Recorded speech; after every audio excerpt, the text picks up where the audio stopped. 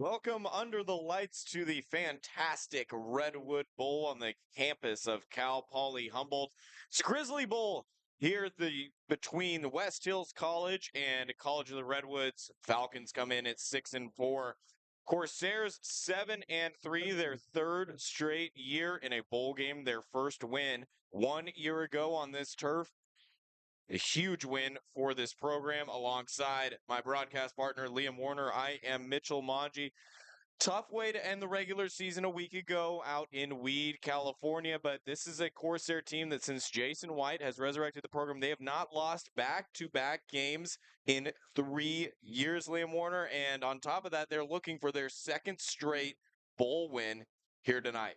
Yeah, I mean, obviously, after the game a couple of weeks ago, the mood was kind of somber. I mean, we knew that if we had won that game at Siskiyous, we would have been guaranteed a bowl game. But since we lost, we really did not know if that was going to be our last game. So the mood was kind of somber. Guys, especially the sophomores, they were like, do we just play our last game? I mean, is that going to be, are we going to have to live with that game for the next 9 months, essentially, which is going to be tough. But then the next day, the day after on Sunday, got the news that we were going to play a bowl game. We were going to host a bowl game against West Hills.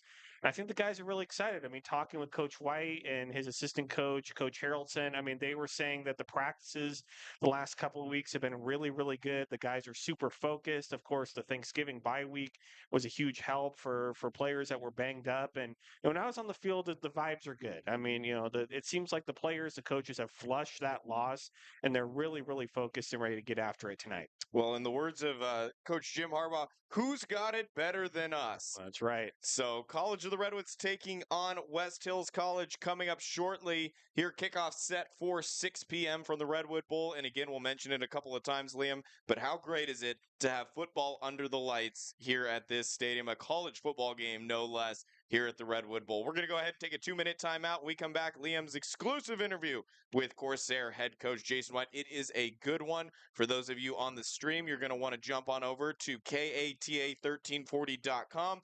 Local listeners, stay tuned to ESPN 1073 FM. Coming up, Coach White with Liam Warner. Following that, kickoff here, Grizzly Bowl on ESPN 1073.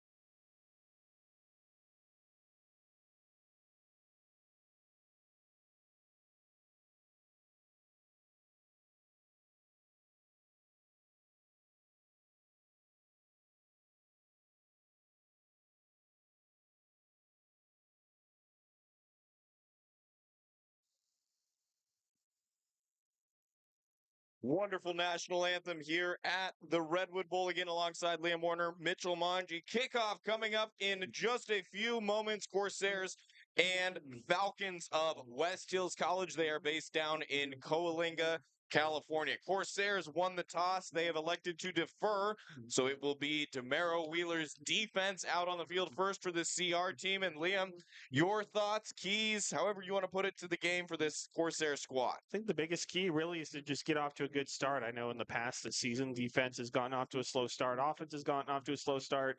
So getting out in front early, I think, is really important. So we Ryan Thomas set to kick it away, one of several all-conference players on this Corsair team. Running back Isaiah Hemmings, unanimous all-conference selection. Caleb Price out of Del Norte High School, all-conference selection. Ryan Thomas, as we mentioned, Jimmy Fomby, Glenn Fat Williams Jr., Ronan Kimbrough, Adam Simons, Evan Raymond, back-to-back 2 times for Kale Kuska and Jaden Burns. The American Conference Pacific 7 Defensive Player of the Year out of Del Norte High School, Connor Long, number 8 defensive end. Hands on his hips on the side as his defense readies to go out on the field. Kick is away. It's fielded at the 5. We are underway. Postseason football here at the Redwood Bowl. Tackle is made far side of the field at the 20-yard line. And the Corsair defense heads out onto the field first. Trying to make a statement again. A West Hills team. Starting quarterback is Logan Johnson, number 1. Talented sophomore dual threat. He's going to give this defense all they can handle here tonight. Corsairs, all black uniforms. Maroon numbers with gold trim. White helmets, white jerseys, and blue pants for the visiting Falcons. Corsairs lining up with a pressure front. First down and 10 for the Falcons from their own 21. Empty formation. Snap. Johnson throws right side, and it's dropped. Looking for his intended target, Samaj Wickham just cleared Corsair linebacker's fingertips, hit Wickham right in the chest, and he dropped it. It's been one of the downfalls of this defense has been pass coverage in between the 20s. They really buckled down inside the red zone, but have allowed a lot of passing plays. This time it's a handoff up the middle, turning forward, gain of 7. Bring up third down. That's Trey Cooks, leading rusher for this Falcons squad. Hurry up tempo offense for the Falcons. 2 receivers to each side. After the spot, it'll be 4 yards to the sticks. Johnson changing the play at the line, back to the shotgun. He's got Cooks to his left. 4-man front. Connor Long on the far side. It's going to be a read and a give up the middle. First down and a few more for Cooks. And again, third down continues to plague this Corsair defense. It's time the Falcons get it done on the ground with a handoff to Cooks. Again, Liam Warner, Mitchell Monge here from the Redwood Bowl. Postseason football under the lights doesn't get much better than this. That's right. December football, you got to love it. 2 receivers to each side, stacked formation, one behind the other. Shotgun, heels at his own 30 is Johnson. Takes the snap and the give again. Big hole over the left side. First down yardage before he's finally dragged down. But Trey Cooks, early and often, getting it done on the ground for the Falcons. They move the chains yet again. There's a big hole over the left side. Great job by the Falcons' offensive line crashing down, opening up the opportunity for their big running back. And Cooks, 6'1", 220, sophomore out of Atascadero. Send a man in motion out of the backfield, play action, pressure coming, getting rid of it quickly, and making a couple guys miss is Bloom on the far side, still going down the sideline before he's forced out. Those open field tackles, one-on-one in space, are some of the hardest in the game. And Khalif Bloom, a freshman back out of San Diego, made CR pay. 3 first downs already on this first drive for the Falcons. Yeah, I mean, it's pretty apparent that this game is going to be a little more difficult than the bowl game last year. Hartnell came in here with a pretty depleted roster, and this West Hills team seems very stacked on offense. 2 backs, 3 receivers. They send Bloom out of the backfield again. Dropping back to pass. Looking. Passing check down. Bloom left side makes another defender miss. Cuts it back on the left side before stepping out. How about the shifty moves of Khalif Bloom out of the backfield? Falcons absolutely humming here early. No score, 12:30 to go first quarter. And Liam Warner, Mitchell Maji here on ESPN 107.3. Also running a live stream on the Redwoods YouTube. If you're on the YouTube stream, hop in the chat. Let us know where and how you're listening from. Postseason football. Grizzly Bowl 2024. 2 receivers right, 1 left for the Falcons. Again, send Bloom out of the backfield. Hand off to Cooks right up the middle, and he's stuffed at the line. Hard to tell who the first man there was, but a team effort. Multiple hats to the football. No gain on the play for Cooks. First time that this Corsair defense has held Cooks to no gain. And a Redwoods team that looking for some vengeance. This West Hills team came into the Redwood Bowl last season, regular season, and beat the Corsairs. Game the Corsairs beat themselves as well. 2 receivers right, 1 left, 2 backs in the backfield. Johnson back to pass, looking to escape out to his right, directing traffic downfield, looking, and now he'll take off. Look at the wheels on Johnson. He just stepped out past the marker. But again, efficient offense for the Corsairs. Excuse me, for the Falcons. Of course, their defense is scrambling. Yeah, this West Hills team, they're second in the entire state in first downs per game. They average about 26. So, yeah, you're right. They just move the football down the field very efficiently. Of course, their defense has struggled again with mobile quarterbacks. 4 receivers, 2 to each side. Johnson adjusting plays at the line. Again, 10:50 to go, first quarter. Now sends Cooks out of the backfield.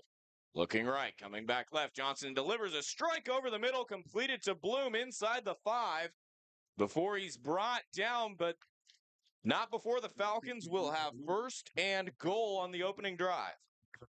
So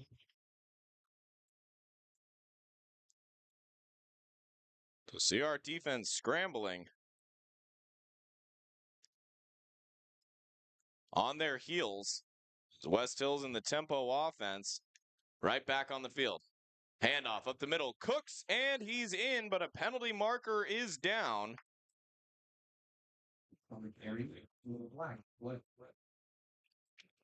So we await the call from the head referee standing about the 15-yard line, far side of the field.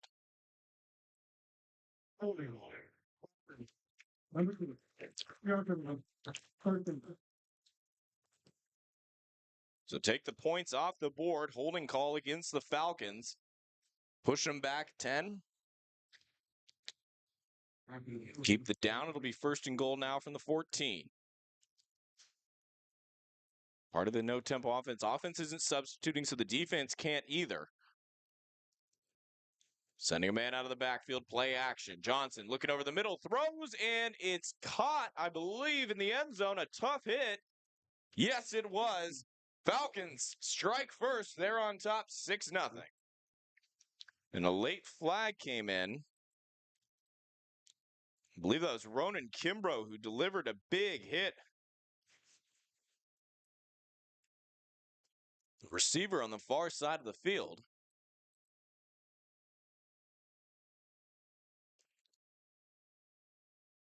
Referees discussing around the 10 as it appears PAT unit on the field. Touchdown should stand.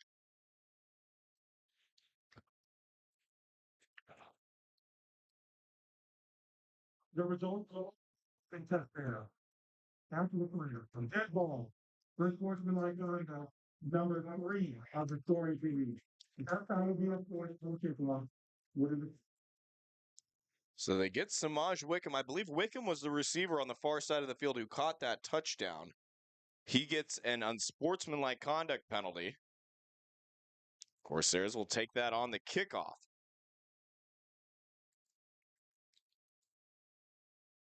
And whistle, and this one's blown dead. We got flags flying.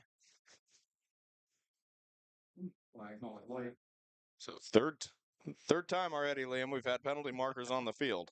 Yeah, looking like some of the other games we've had here. Number 99. I'll go over. Region flag. Last two on the touchdown, the PAT against the Falcons. So now it'll be a 25-yard kick for Mario Delgado. Good snap. Kick is up. He hooked it, but it stayed in. So 10:15 to go, first quarter. West Hills gets points on their first drive. They lead 7-0. CR gets the ball. We come back on ESPN 107.3.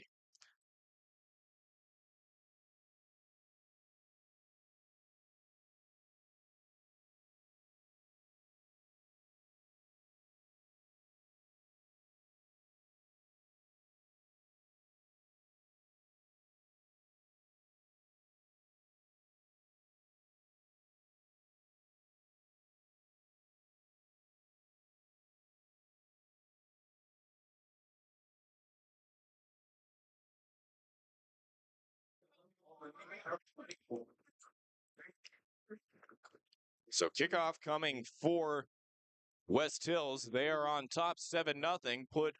Went 80 yards on their first drive. It's a touchdown pass from Logan Johnson to Samaj Wickham. We have our first points of the Grizzly Bowl, again alongside Liam Warner, Mitchell Manji, here on ESPN 107.3, as well as Redwoods football YouTube live stream.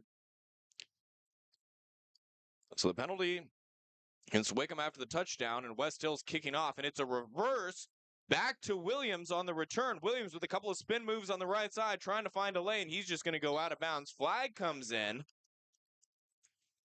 and it was in the direction of a Corsair player laying face down.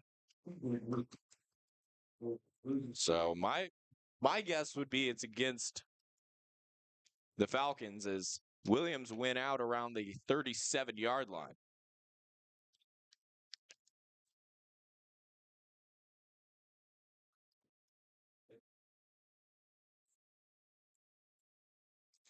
And it's a hold against the Corsairs. So, Liam, not the first time I've been wrong. Well, I was going to say that it was a borderline late hit, but the flag was thrown before the hit was actually made. So figured it wasn't that. So it was good field position after West Hills was forced to kick off from their own 20. The holding call puts the Corsairs back to their own 24. Here's Brighton Livingston in the Corsair offense. Bring Williams in motion across the formation, and a flag comes out yet again.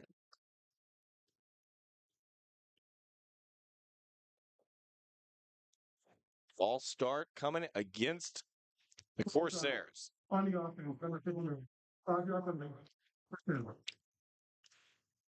So self-inflicted wounds before the offense can even take a snap. Corsairs have pushed themselves back 15 yards.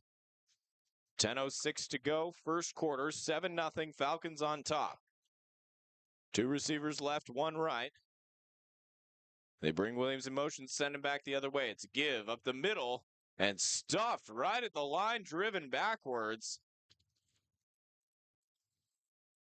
As the rush goes for no gain, it's now 2nd down and 15. And Liam, not the start you want to see from the Corsair offense. No, it's not. I mean, it's apparent that the West Hills offense is very potent, and the Corsair defense is going to have a hard time. So the Corsair offense is going to need to keep up. 4 wide receivers back to pass. Livingston's under pressure, rolls out to his right, and he's going to tuck it and scramble for whatever he can get. Credit Livingston with about 5 yards on the rush. Yeah, that was a good decision from Brighton. I mean, there have been times this season where he's tried to do too much. He's tried to fling the football down the field while on the run, and it's gotten him in trouble, but just got what he could get there, and smart move. Sending an extra receiver in. Paxton Page comes in, and they do have a Wildcat package for Page. He's lined up as a receiver. 3 right, 2 left. Livingston alone in the backfield. Back to pass. Pressure coming. Flag on the far side of the field, and Livingston sacked. Linebacker Mario Delgado got to Livingston, but a referee threw a flag at the snap on the far side of the field. Offense headed back out there for CR. On time walk. Number 9. 5 out moving. Third down. The offside call goes against the Falcons. They get Brandon Darden, sophomore out of Elk Grove, lined up offsides. Corsairs catch a break. Be 3rd down and 5. Ball at the right hash as we see it on the home sideline. Corsairs working left to right. Hard count. Delayed snap. Flag flies again. Livingston airs it out for Aguirre. Just off target. Good coverage on the play. We'll see if they got the Falcons offside yet again. Liam, plenty of referees getting their money's worth early on in this first quarter. Yeah, seriously. On time. So offside call yet again against the Falcons. This will be interesting. They've already moved the stick, so it should be enough for a first down. But again, not an automatic first down, so it depends on the spot of the ball. But it was inside 5 yards, fresh set it down. So Corsairs getting first down off of penalties after they moved themselves back on penalties. Line up now, shift the formation. 2 tight ends, 2 receivers, both out left.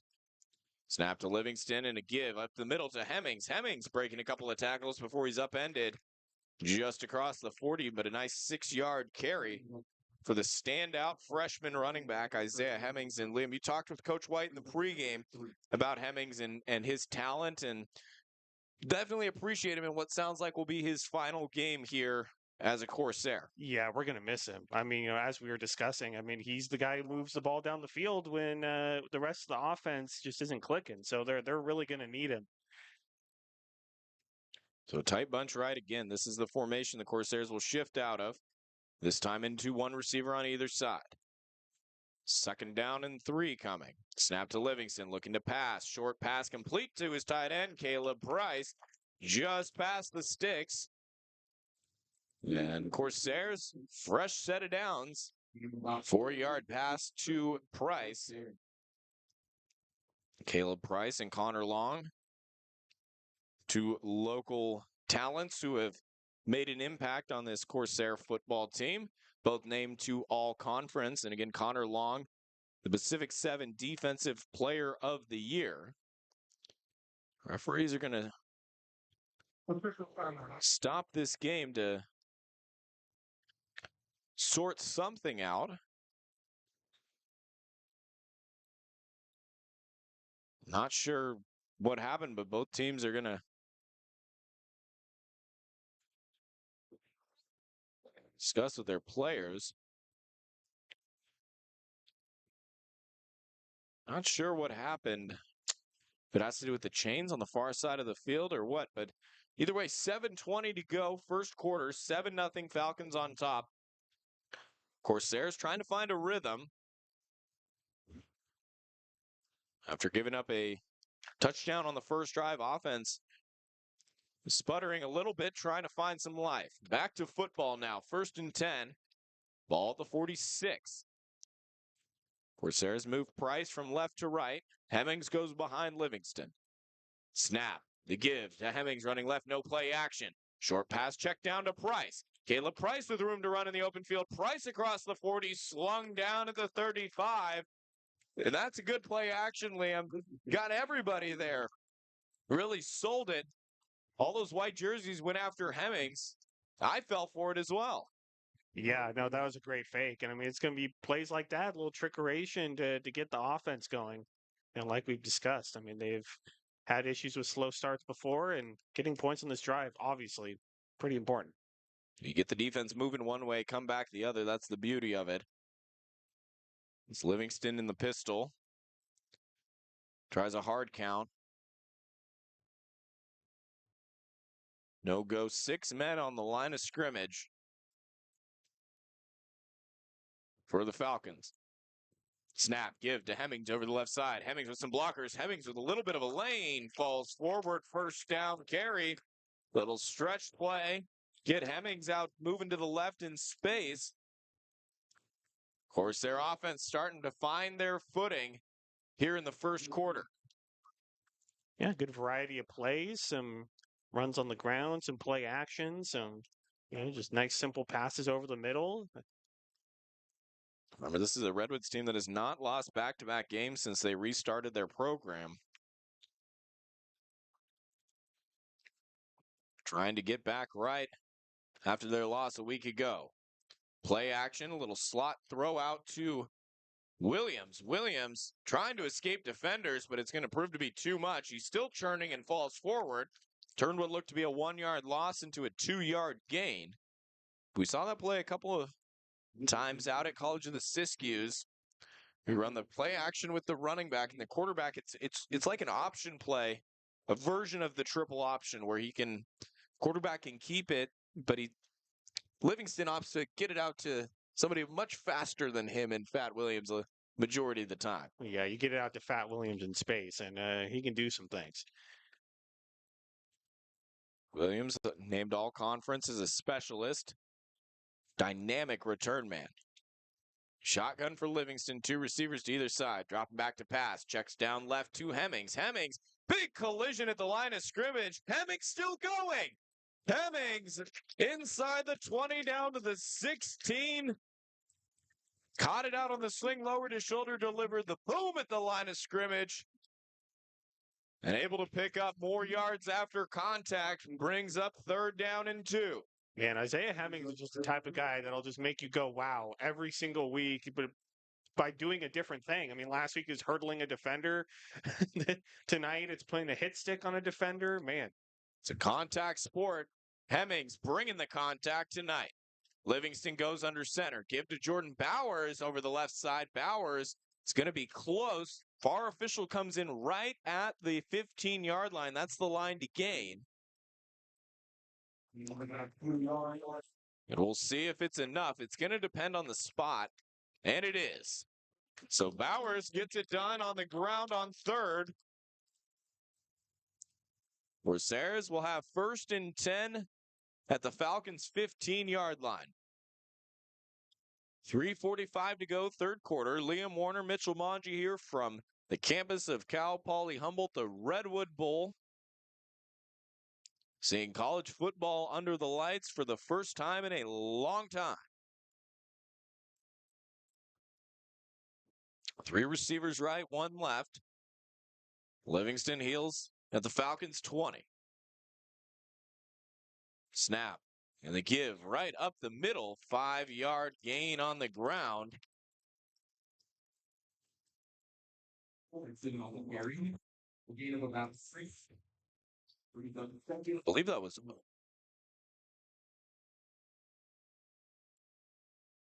Chase Sorensen who got the carry there. Hemmings now checks back in. Augie Wilrich also in for the Corsairs. 2nd down and 4, under 3 minutes to go, 1st quarter. First drive for the Corsairs. Taking off a lot of clock. Would love to see it end in points. Back to pass, looking left, completed to Burns. Burns battling, stretches. He's in. Touchdown, Corsairs.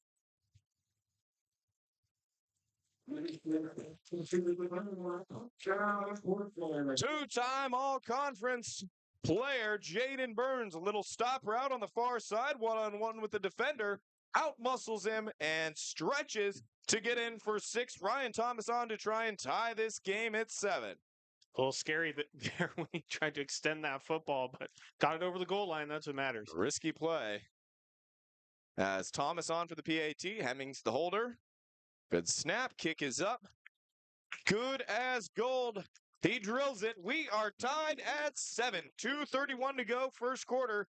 Back at 30 seconds, ESPN 107.3.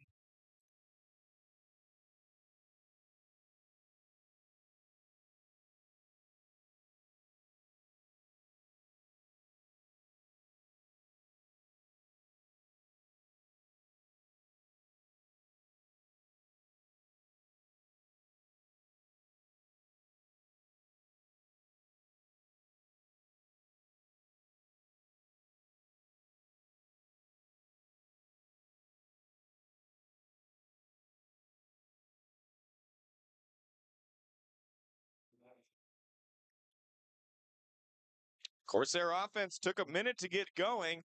Thanks to a couple of Falcons penalties, they capitalize on the opportunity. Drive down about 78 yards. Livingston to Burns. We are tied at 7 as Ryan Thomas kicks this one away, and it will bounce out the back of the end zone. And as a defense, it's got to energize you.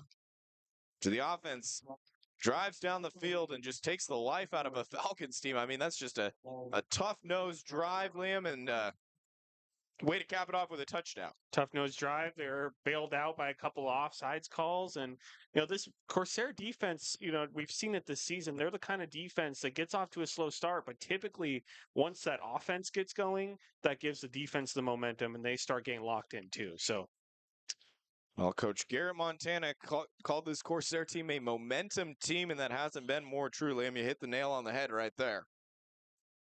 First down and 15, or first down and 10 from the 25. Falcons go back with the two receivers stacked on either side. Snap to Johnson, and it's a give and a big hole over the left side, looking to turn it up on the sideline, opting to go out of bounds before contact. Number 5, Jair Estrada. Estrada, sophomore out of Avenal, California. His first carry of the evening. Give him credit for 7 on the ground. Falcons working right to left as we see it. 3 receivers right, 1 left. Estrada stays in the game as the running back. Play action. Johnson under pressure, flushed out to his right, keeping his eyes downfield, stepping up, trying to evade defenders. And he's going to finally be dropped back at the original line of scrimmage. Moe Leatawa comes out firing. As they had a couple of different guys get there. I think it was Tyreek Reeves. First, the man who brought him down. The pressure on the edges from Long and Leatawa flushed Johnson out of the pocket. 1:20 to go, first quarter, 7-7 ball game. Third down and 10 after the sack. 2 backs, 3 receivers for the Falcons. Snap, Johnson throws over the middle, completed right at the sticks. Needed 10, got 10.5. And again, third down. Corsairs unable to get it done. So frustrating. After you give up the run, you get the sack. And to give up a conversion on 3rd and long. This West Hills team, they're second in the state. They convert, coming into this game, they convert 50% of their third downs. It's well over 50% so far tonight. Back to the stack formation. Little read option, give up the middle, and there goes Estrada, spinning and finally wrapped up across the 50. Still fighting, but driven backwards. Picks up 13 yards on first down. Falcons can choose to let this run to the quarter if they like. But the offense, full throttle in this first quarter. Going to line back up, 5 seconds on the game clock. They're not going to get a playoff. We've come to the end of the first quarter, 7-7 ball game. Falcons driving when we come back on ESPN 107.3.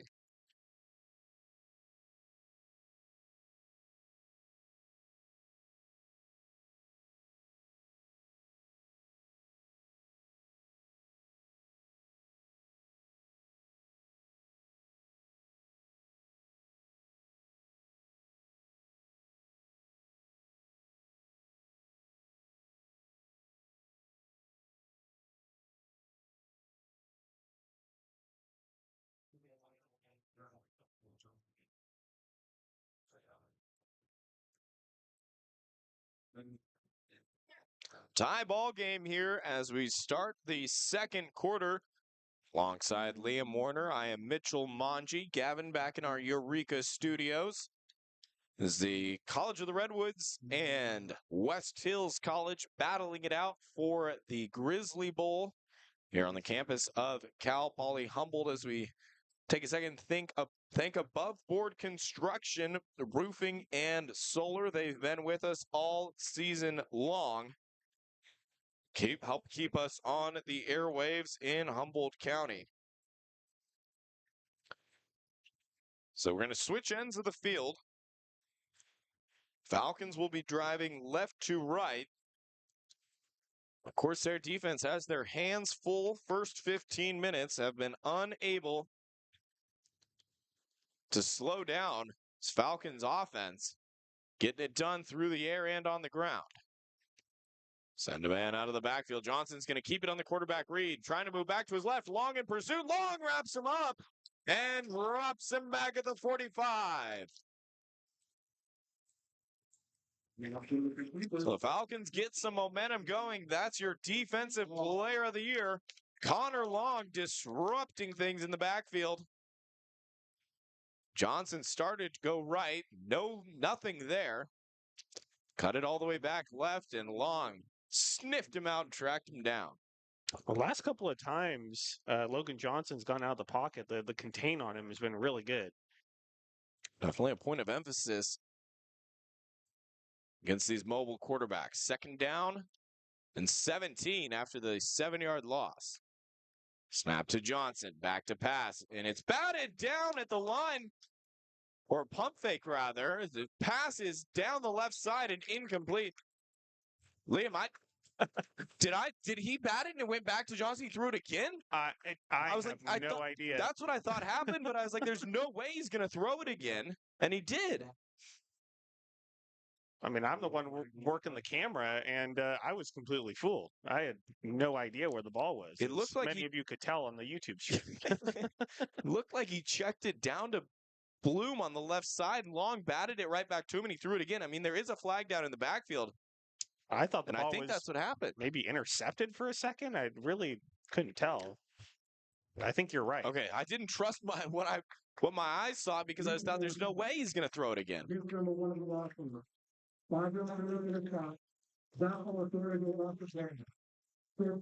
So it's a penalty and a loss of down.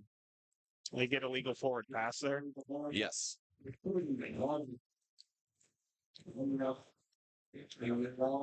Third down and forever. Ball spotted at the Falcons' own 29-yard line. They've got to get to the Corsair 42. I'll let you do the math. 3 receivers left. Wickham's the lone man right. 7-7 ball game. Johnson takes the snap. Rolls out to his left. Eyes downfield looking to throw. Uncorks one. It's tipped and drops incomplete. So a huge drive for the Corsair defense. Falcons were humming at the quarter. Then Connor Long with the big tackle for a loss, and then he batted that pass down that was the illegal forward pass, and now Falcons forced to punt. Just like we were talking about, momentum defense. Once that offense gets going, the defense starts to feel that energy, and they make plays. Porter Needs on to punt. Fat Williams to return, standing at his own 35. Punt is tipped. Partially blocked, takes a bounce at the 50, and it's going to be down, but the Corsairs are going to be in excellent field position. Ian Richter comes off flexing, and I think it was Anthony Aguirre who got a hand on that ball.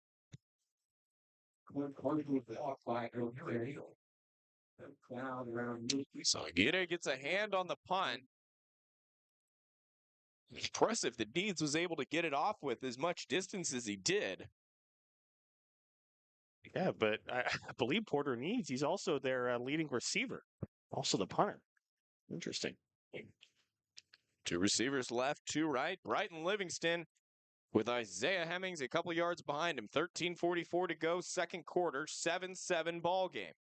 Handoff, cutting back is Hemmings. Hemmings now getting vertical. Hemmings with a lane. Hemmings at the 30, stiff arm, forced out of bounds. But Zay Hemmings rumbling his way down to the 30, a chunk play for the Corsair offense. And somebody needs to convince him to come back for next season.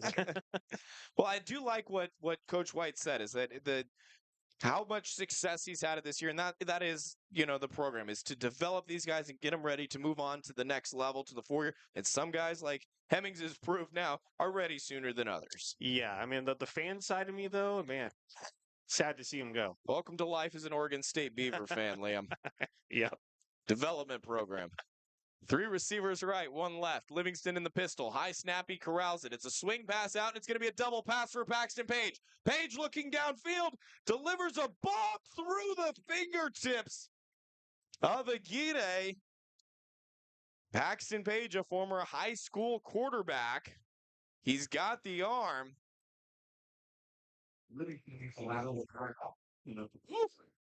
Close to explosive plays there. So close. I mean, that was so close to being perfectly executed. Coach White taking a shot on 1st and 10 after the big play. Brings up 2nd down. Just under 13 minutes to go. Second quarter, 7-7 game. Corsairs shift the formation. Snap to Livingston. Pressure coming, completes a pass over the middle to Price. Price gets away from a defender, still going. Going to be about a yard or 2 short of the line to gain. It'll bring up 3rd and short. Livingston was under pressure fairly quickly. That left a couple of options over the middle of the field. Price with his 2nd reception already on the night, 3rd reception on the night. Jumbo formation, 3 running backs. Livingston to go under center on 3rd and short. Livingston toss left. Cutting upfield, 1st down yardage and more.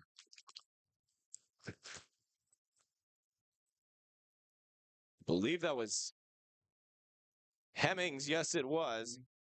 Isaiah Hemmings, and he gets up, walking off a little bit slowly. Hopefully just winded from how much he's been used so far early on.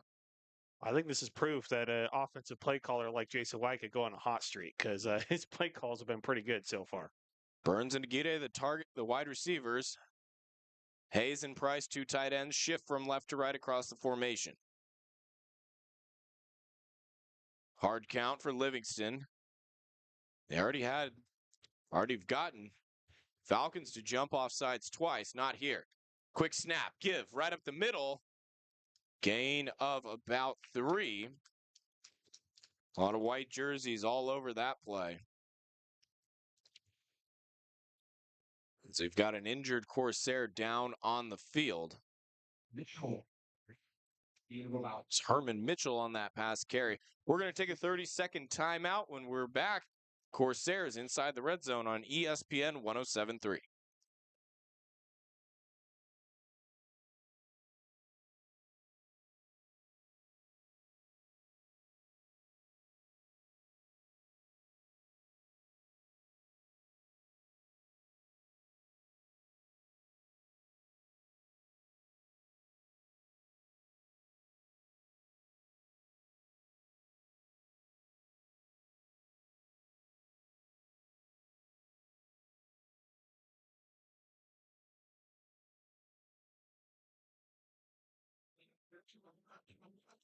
So injured offensive line. And it's really hard to see those with the black jerseys here in a night game. You can see the numbers, but an offensive lineman for the Corsairs being helped off.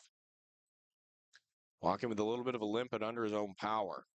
Yeah, I don't think our eyes are used to these night games, Mitchell. We got to do more of these. Yeah, you love the night games, Liam. I do. Still hard to see, though. But yeah, it reminds me of those good old HSU football days, being here at the Redwood Bowl at night, chainsaws going off.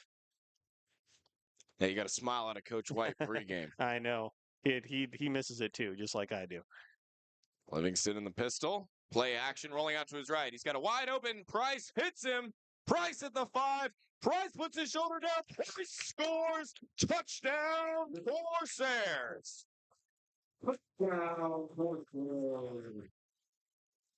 Caleb Price has been a target early and often. His 4th reception goes for 6. Corsairs on top, 13-7.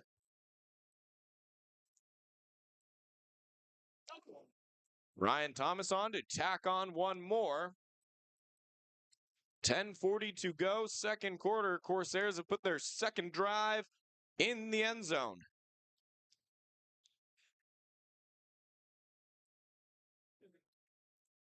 Snap, kick is up, and it's no good. Pushed it right. Score remains 13-7. Brighton Livingston, 2 TD passes here on ESPN 107.3.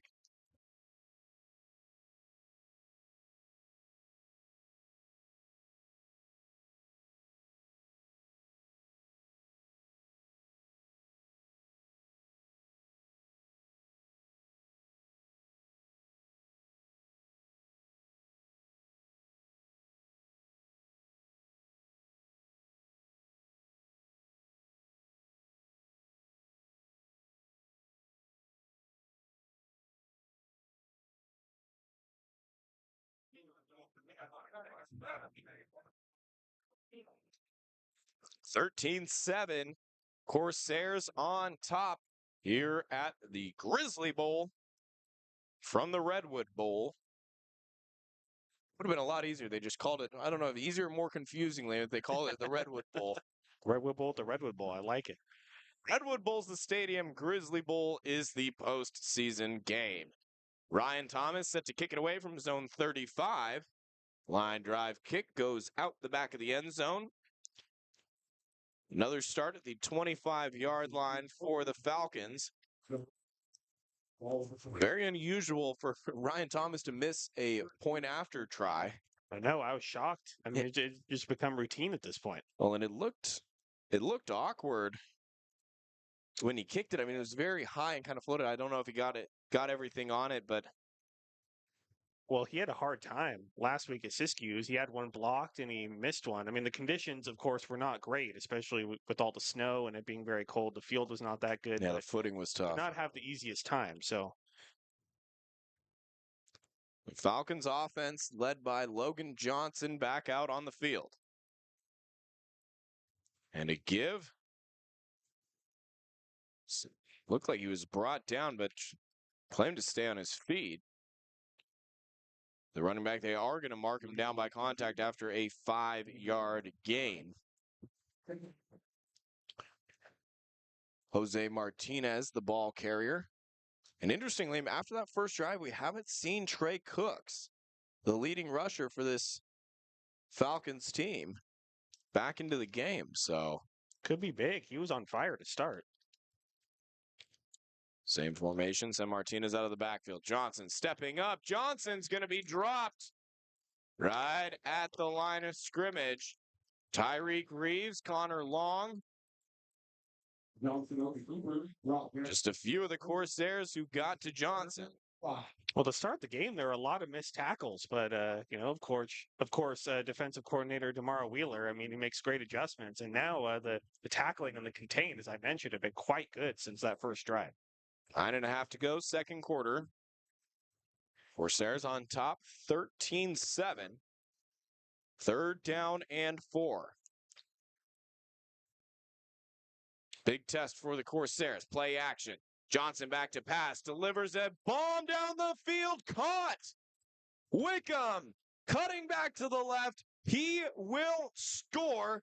Third downs have killed the Corsairs defense. This time, they get killed to the tune of 70 yards through the air. Johnson to Wickham for the second time. Tie ball game. Well, it's hurt them before. I mean, they've had games. I mean, that Monterey game, for example, where they played really good defense, except there was busted coverage, 3 times in that Monterey game, and that was the difference. So, seen it before.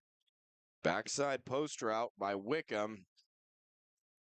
Got over the top of the safety. And again, I don't know the play call, so it's hard to say who's at fault or what happened there. But either way, 70 yards, score. And the PAT is a line drive. Did it get there? No. All right, Liam, we are all tied up. 13 all here on ESPN 107.3.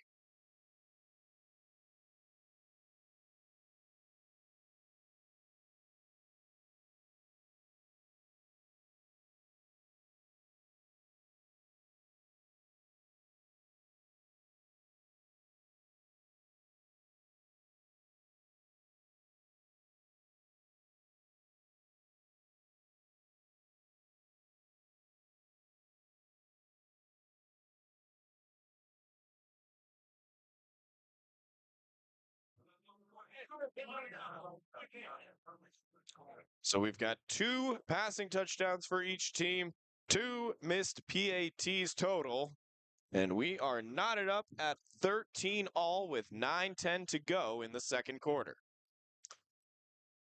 West Hills College, College of the Redwoods here from the campus of Cal Poly Humboldt. Liam Warner, Mitchell Mongi here in the broadcast booth.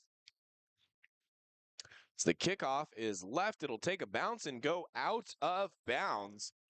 So another good starting field position for CR.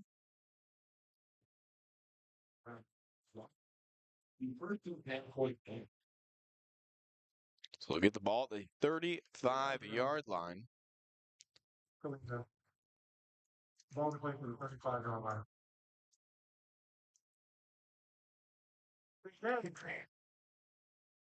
Offense heads back out there. Livingston, 2 drives, 2 touchdowns.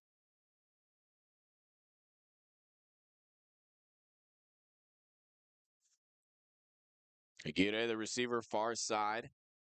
Jaden Burns on the close side. Corsairs work right to left.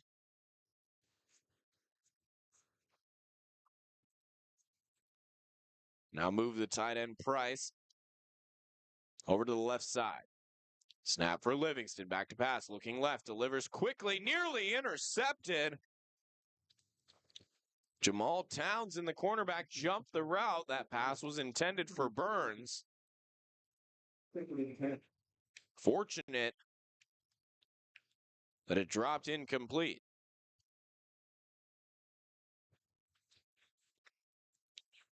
Second down and 10. Bob Brown, athletic director for the Corsairs, will be our halftime guest. Talking about the football season, also upcoming college basketball season for the Corsairs. They're playing down at the college tonight. A handoff to Hemmings. Hemmings through traffic. Flag comes down. Hemmings, there he goes. Zay Hemmings down the left side, cutting back. Forced out at the 20, but this one's coming back. Yep, unfortunately, I think you're right. Offensive line did not even bother to follow him down the field. So they knew it was coming back.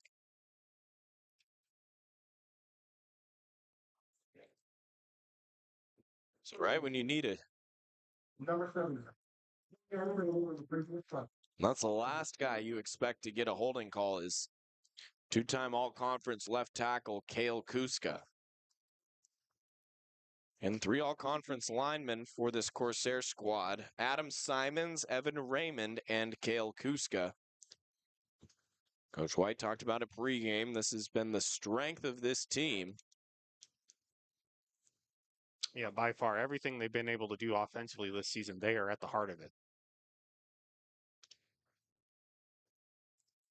Play clock at 1, and Coach White will take a timeout. So 8:32 to go after the holding call.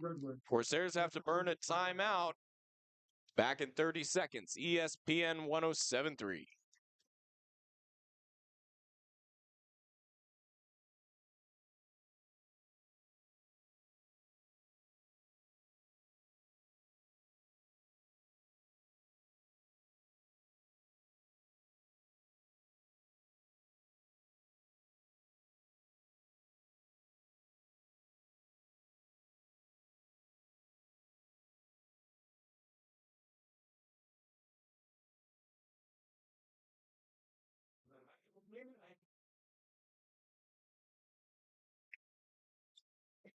First time out for either team.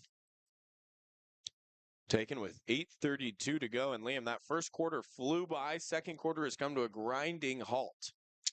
Yeah, the first quarter was a little bit stop-start. There are a lot of penalties, but yeah, it's been, it'll fly by and it'll grind to a halt, and it kind of goes back and forth between the two. So, Second down and 20 out of the timeout. They bring Williams in motion. Livingston's going to keep it on the play action. He only gets 2 yards before he's dragged down. Tackle made by Mario Delgado. Third down and 18. Not a spot you would choose to be in.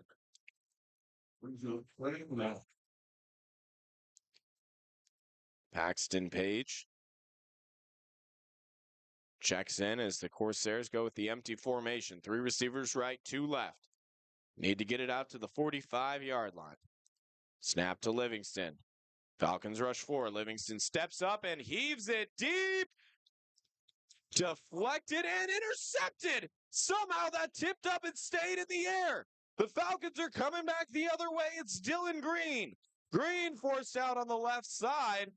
We got an injured Falcon down behind the play where the collision happened with Aguirre, but it looked like he was the one who broke the play up. That's number 2, Xavier Kennedy, who's down on the field. He's the one who broke up the pass, and then it went off of his foot up into the air and was picked off by Green.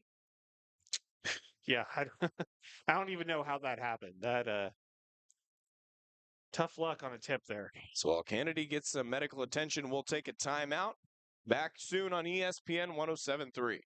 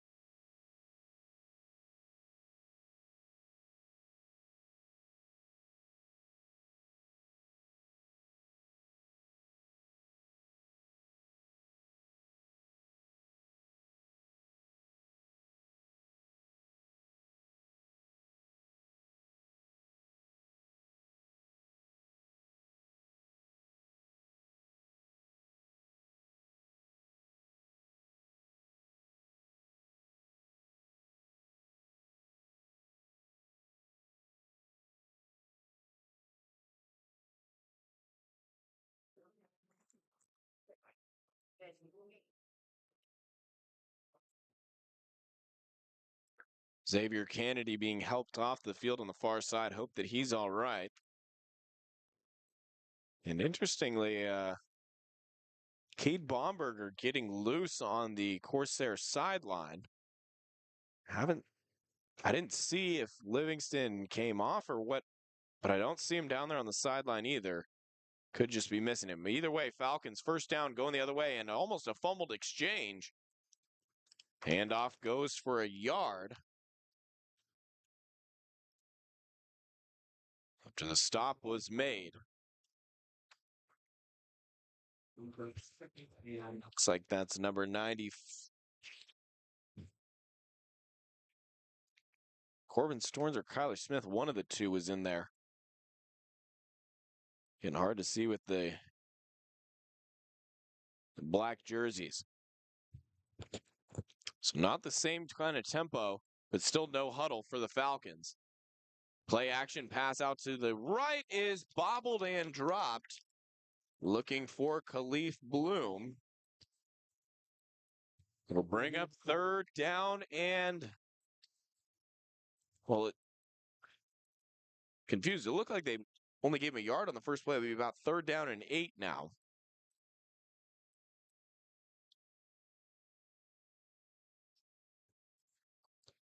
And Liam, I think we're going to see Cade Baumberger out there next for the Corsairs. That's what looks like on the sideline. And Brighton Livingston is getting worked on. It's getting medical attention on the left side. Its flags fly in on the field.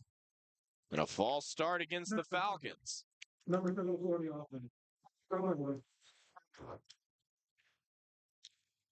It's an absolute killer to have Livingston going down. He's having his right arm looked at on the sideline. Oh, that's a pretty concerning development. So it'll be 3rd down and 13. 6:56 to go, second quarter. Snap to Johnson. Back to pass. Is tipped and intercepted. Coming back the other way, Ian Richter across the 50. Flag flies in after the interception, but a huge turnover for the CR defense. Huge play.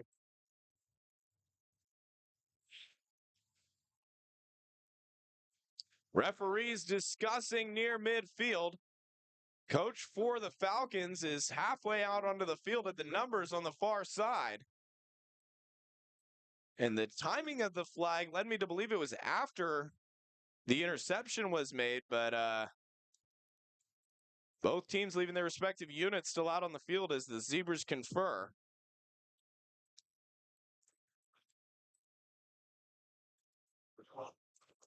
The offense goes out again. Livingston still getting it. Looks like right arm looked at, and can't tell something, but I'm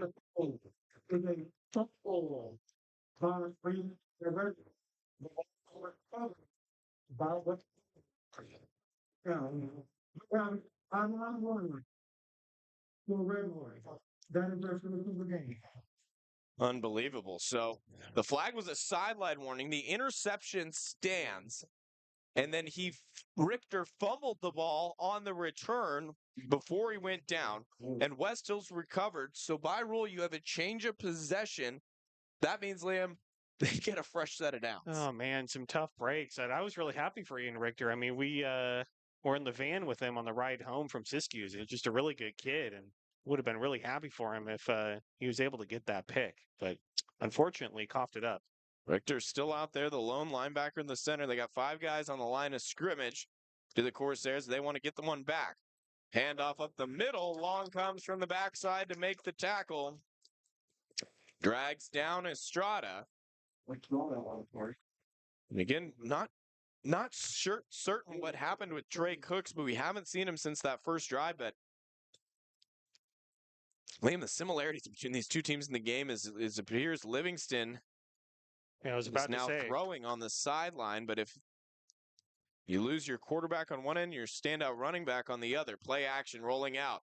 Under pressure. Dancing is Johnson. Flips it at the end. Completed to Estrada on the right side.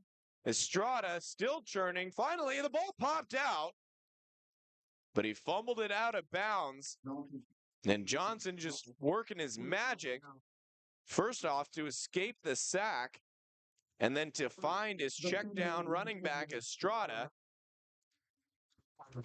And gets a first down. The late clock pitch and catch. Something tells me this game's going to be a bit of a roller coaster, Mitchell. 5:40 to go, second quarter. I think you're going to be right. 13 all. West Hills has the ball at the Corsair 27. 2 receivers, 2 running backs, 3 receivers. Snap to Johnson. Looking to throw down the right side, and it's intercepted. Tried to go back to Wickham, and it's picked off. Dominic Conant with the interception. 2 turnovers on the same drives for the Corsairs. Held on to that one this time. That one's going to stand. No return, so he couldn't fumble it. As he went down the end zone, it'll be a touchback. Second interception on the evening for Johnson. Corsairs get to hang on to it this time and will send the offense onto the field. It'll be Cade Baumberger leading the way. Livingston, helmet on the sideline. He threw the ball a couple of times. Still something on holding. Yeah, he's holding that right arm, right elbow. So Baumberger with Hemmings to his left, two receivers to either side. Snap, quick throw out, bubble screen to Williams, breaks one tackle. Gets away from another defender, and Williams picks up 8. The first down pitch and catch. 5 minutes to go, second quarter. Liam Warner, Mitchell Manji, Gavin back in our Eureka studios. The Grizzly Bowl. Backup quarterback, Cade Baumberger. A 6'2" redshirt freshman from Goldendale, Washington. Second down and 2. Corsairs shift the formation. 2 tight ends, one on either side of the line. Play action. Baumberger back to pass. He's going to air it out down the field. Got a man just past the fingertips of Aguirre. Oh, so close. That's the second time that they've had Aguirre down the field, and it's just missed him. That is a heartbreaking one. So second down and shorts, the time to take a shot. Baumberger let it fly. Again, West Hills. That is their first release. So West Hills gets a Liam, these teams are just mirroring each other at this point. Yeah, really. Passing touchdowns, they each missed an extra point. Sideline warnings. Baumberger to go under center with the jumbo formation, and they've got an offensive lineman or defensive lineman in the backfield as a running back. Can't see the number from the angle that we're at.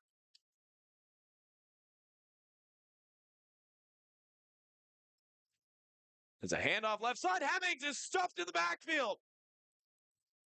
Mario Delgado again came firing in there.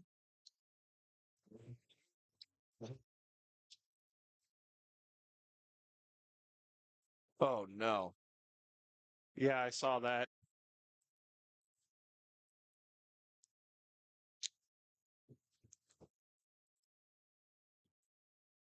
Caleb Price comes off with an injury. Does not look good. It looked like his arm. So 4th down and 5. Ryan Thomas on to punt. And Jason White's going to have to take a timeout. So timeout taken by College of Redwoods, their second of the half. And we'll be back in 30 seconds on ESPN 107.3.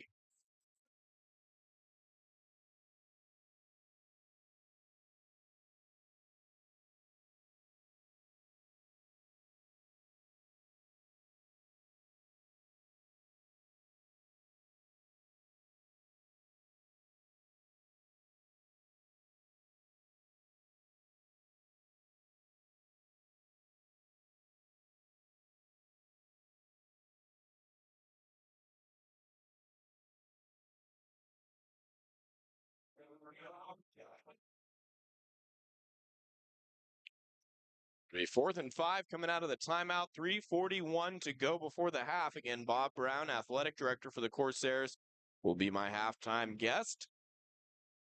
As Thomas is on to kick it away. Number 0, Devin Sanchez, deep to return. Yeah, gruesome injury for Caleb Price, getting attention on the sideline. Punt is nearly blocked, but Thomas got it away, and it takes a very favorable bounce. Get about 15, 20 yards off the roll. It'll be downed at the 25. So defense heads back out onto the field after forcing a turnover. Try and get the football back in the hands of their offense, but yeah, that just flat out sucks as to have a have your postseason game, a bowl game, and you have 2 of your best players go down with injury in the first half. Yeah, and Caleb Price has already dealt with injury issues during his time at College of the Redwoods. So Really hate to see it in what would be his last game. Oh, man. Snap and a handoff far side, trying to work through traffic close to a first down is Demarion Wright. Running back for the Falcons picks up 8 on first down. Again, tied at 13 all.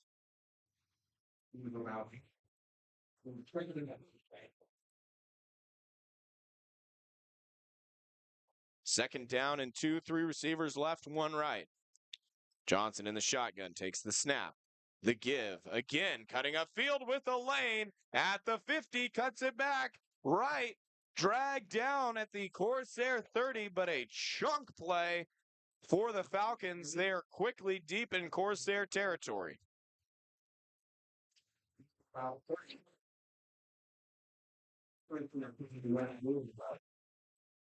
It's just an unsettled feeling right now. You lose your starting quarterback. And tight end, who has had a big first half, comes off with an injury and got to find a way to regroup, do the Corsairs. 2.5 to go before the half. Snap and the give again to Wright. Wright churning forward. Dragged down after a gain of 3. Tackle made by Kyler Smith. Smith, the 6'1 freshman from Eureka, California, went to St. Bernard's High School. And we've reached the 2-minute warning. Second down for the Falcons coming up after these messages on ESPN 107.3.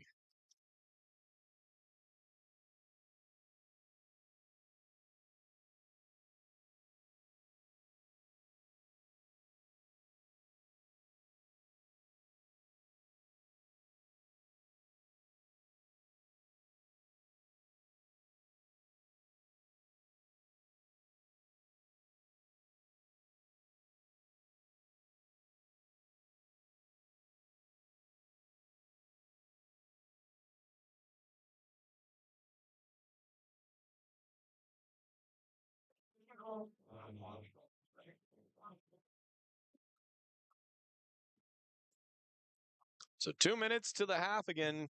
Bob Brown, athletic director for the Corsairs, will join us at the break. And Price getting attention on the sideline from trainer Nate Keys. Looks like they're working on his right shoulder, and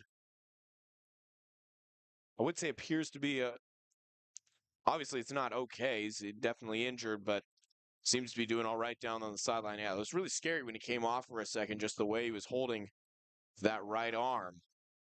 Yeah, I think there's definitely a best case scenario and a worst case scenario in that situation. That's the perfect way to put it. Shoulder is definitely on the best case scenario side. Yeah. So second down and 6 out of the 2-minute timeout. Corsairs have 1 timeout remaining. Falcons have all 3. Ball spotted at the 26. 13 all ball game. Both these teams trying to seize some momentum before the half. Send right in motion out of the backfield. Pumps. Looking on the right side. Nothing there. Long pursuing Johnson. He gets rid of it. And that did not make it back to the line of scrimmage.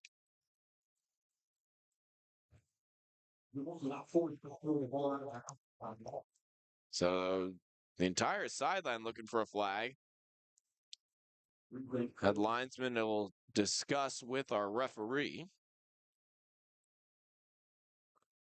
Doesn't matter if you're out of the pocket. You got to get it across the line of scrimmage, or there's got to be somebody in the area. There's the flag. So it will be a grounding call. Thank you for the grounder. Against the number 1. No yard.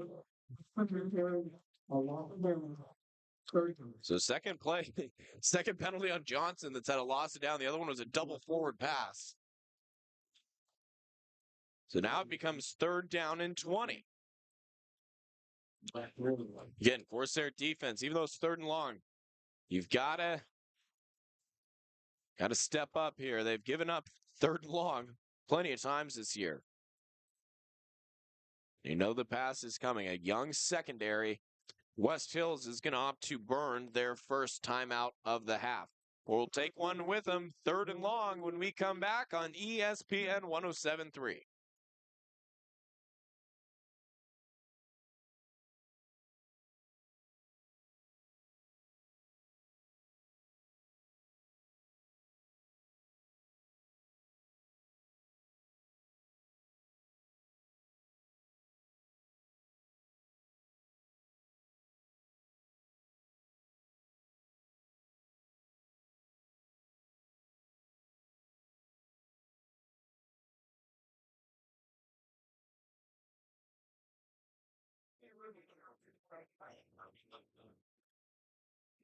Liam Warner, Mitchell Manji here at the Redwood Bowl.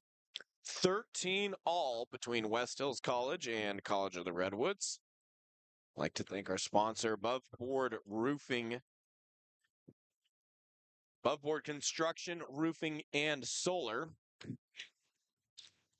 Along with Schaefer's Ace Hardware for making this broadcast possible. And as always, brought to you by the Stewart Telecommunications phone line. 3rd and 20. 3 receivers left, 1 right. Ball spotted at the CR40. Johnson in the shotgun, 2 safeties, 15 yards deep for the Corsairs. They bring an extra man, throw down the field is intercepted. Picked off by Jimmy Fomby on the far side of the field. Corsairs get the stop they needed and will send the offense back out with a $1:47 to go to try and take the lead before the half. Whew. This game's going to take years off of my life, Mitchell.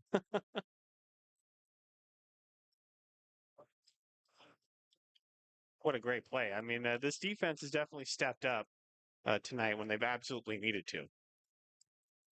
I didn't even catch a number. I was just assuming, yeah, that was Jimmy who made that interception. Got the all-conference honors this season. Huge growth development as a player. I mean, he's got the frame for it, and everything's starting to come into place, and he gets rewarded with an interception, earned an interception in this bowl game as whistles. The play clock expired. And second time, Coach White has had to burn a timeout because of clock issues. We'll take another timeout with him.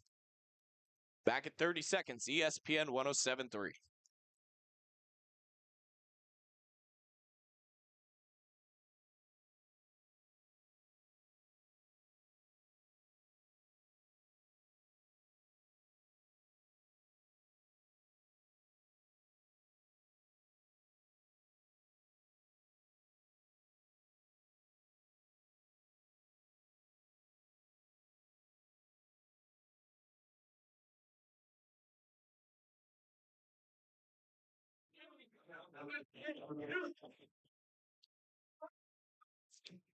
So 1st down and 10. All spotted at the Corsair 21. Minute 47 before the half. Cade Baumberger in on relief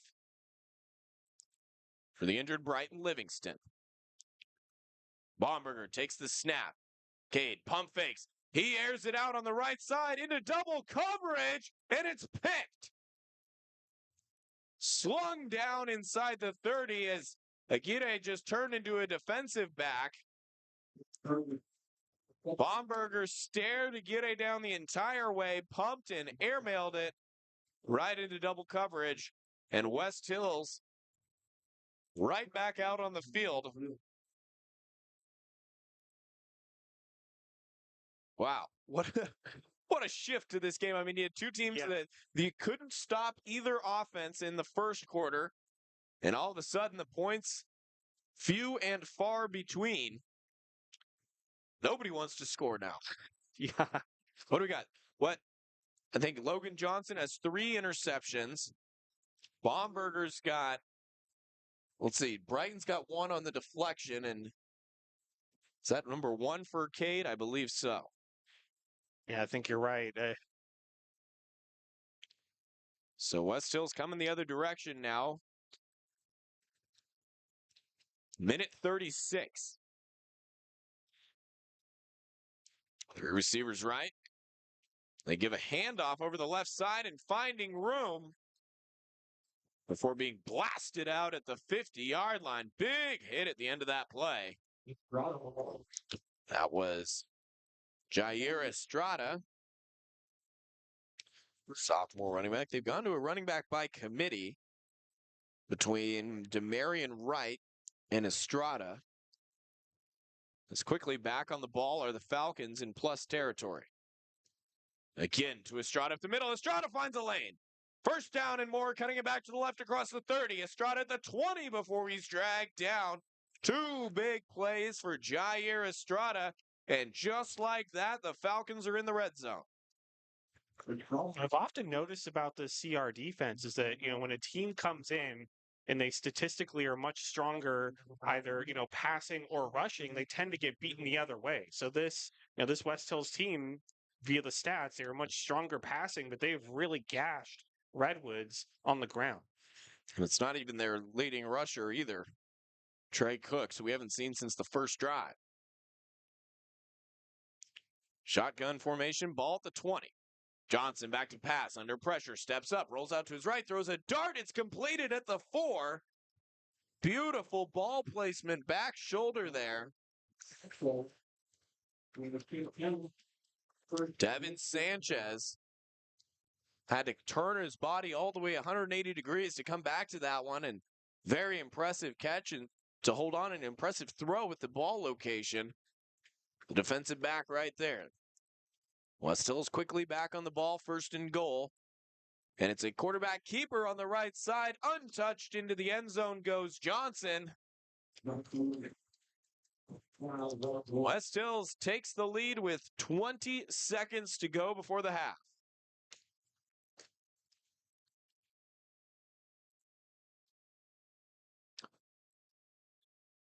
Good news for the Corsairs. Caleb Price back with his pads on, trying to catch some footballs on the sideline. Got that shoulder supported. It looks to be trying to re-enter into the game, but they'll need all the help they can get, the Corsairs, as they had a man jump off sides on the PAT. It's up and no good, but they will get another shot, will the Falcons, after there was a black helmet in the neutral zone.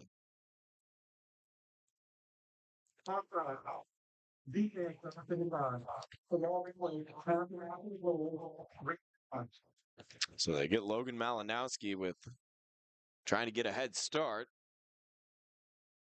Move the ball half the distance to the goal, and West Hills will leave the field goal team on.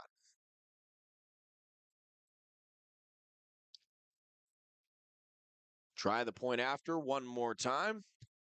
This one is up, and it's good. So 20 seconds to go before the half, 20-13. Falcons on top. We'll go ahead and keep it right here. As this game has a very different feel to it than that first quarter. Second quarter, just a complete 180 for both of these teams. Yeah, it's been a roller coaster, very back and forth. And for a while, it seemed like neither team was taking control of the game, of course, until that drive that West Hills put together. Again, we'll take a timeout at halftime, and Bob Brown be joining us at the half.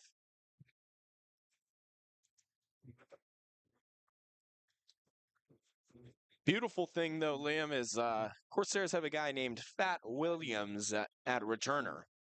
The other thing, too, is that they get the ball to start the third quarter. So Absolutely. And Falcons would be smart to kick it away from Williams. Teams picked up on it pretty quickly this year. Yeah, I mean, the Corsairs, the entire time, Jason White's been in charge. They've had really strong punt and kick returners with Mason Pretty last couple of years, and this season, Fat Williams.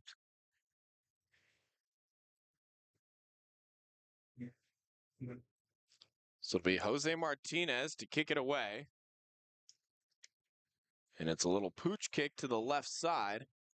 Takes one bounce. Was handled by Trayvon Silva. Silva stood up and dropped at the 22. So 15 seconds. Depends on the school of thought here. You can either take a knee and go to the half and not risk it after Baumberger threw an interception on the last drive. Or you could try and take a shot, but the Corsairs don't have any timeouts, so see what they elect to do.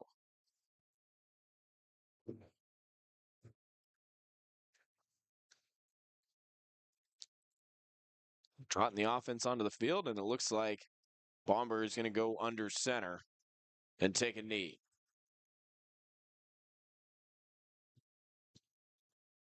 They move Burns down to the left side, trying to get the formation squared away.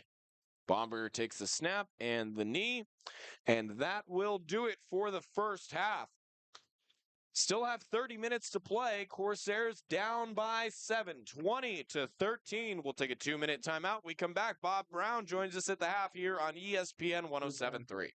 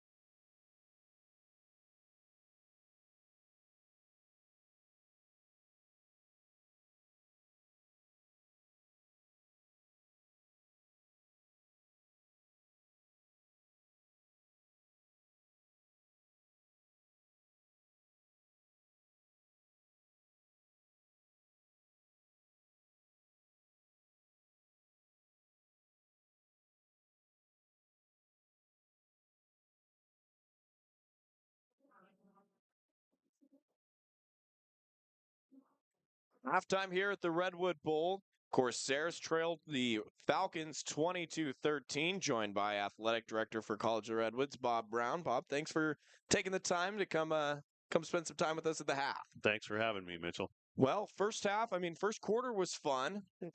Second quarter, things got a little bit tough for both teams.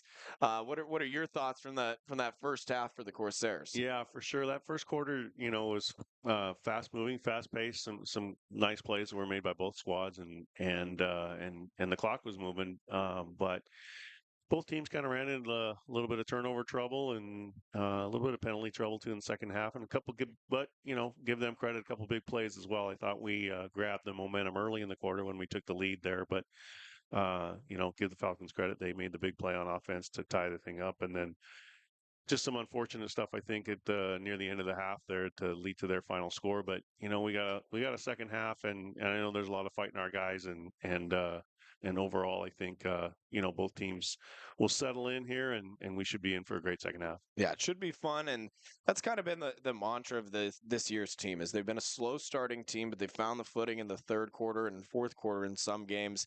So a little bit of a slow start, and we'll see. But you got the right guy to lead the charge at Jason White. And what has that been, the experience working with Jason from your end as an athletic director, what he brings to the table? Because it's more than just X's and O's as a football coach. He's a really great guy, and he's turned this program really around since he got it resurrected. Absolutely. Jason and I go back quite a ways. When I first myself started at College of the Redwoods, he was working as an O-line coach at that time, and so we got to know each other right away. And after he left Redwoods, he moved on to Humboldt, and then he's been working in the high school ranks for the last few years. So we knew when we brought the program back that right after COVID there, and with the support of our administration, that we were going to get a full-time position, and he was a guy we certainly targeted, and because of the success and the experience that he had. And I also knew he was a great recruiter, and that was a critical component of this to really kind of bolster the overall roster, get as many local kids out of here as we could possibly, and he did that. Him between him and Demaro Wheeler also, has just done a phenomenal job on the defensive side, and all the coaching staff, because they're all a big part of the recruiting process. It doesn't happen with just one of them, especially with a football team. So they've been all very committed, led by Jason, and we've had a great turnaround. It's 3 successful seasons here in a row, and 3 opportunities to host. And it was interesting. I was talking to the commissioner just the other day, and he was saying, "What's it like being having to be extra busy as an AD with all your playoff football games now?" But so it's a great problem to have, and we'll hopefully keep it going for many years to come.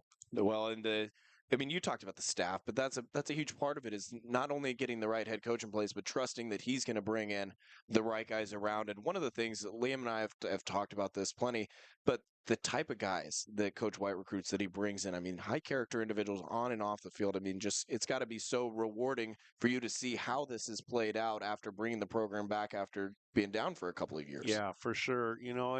And because that is such a big piece of it. We get focused sometimes on the play on the field, but these kids are committed to their studies, and they've done a great job. The coaches have, like you say, done a great job early on, sort of establishing what their expectations are be and how they're going to be held accountable. To their credit, and then the kids' credit, they've got it done in the classroom. We've had many of the kids move on to 4-year schools these last couple of years.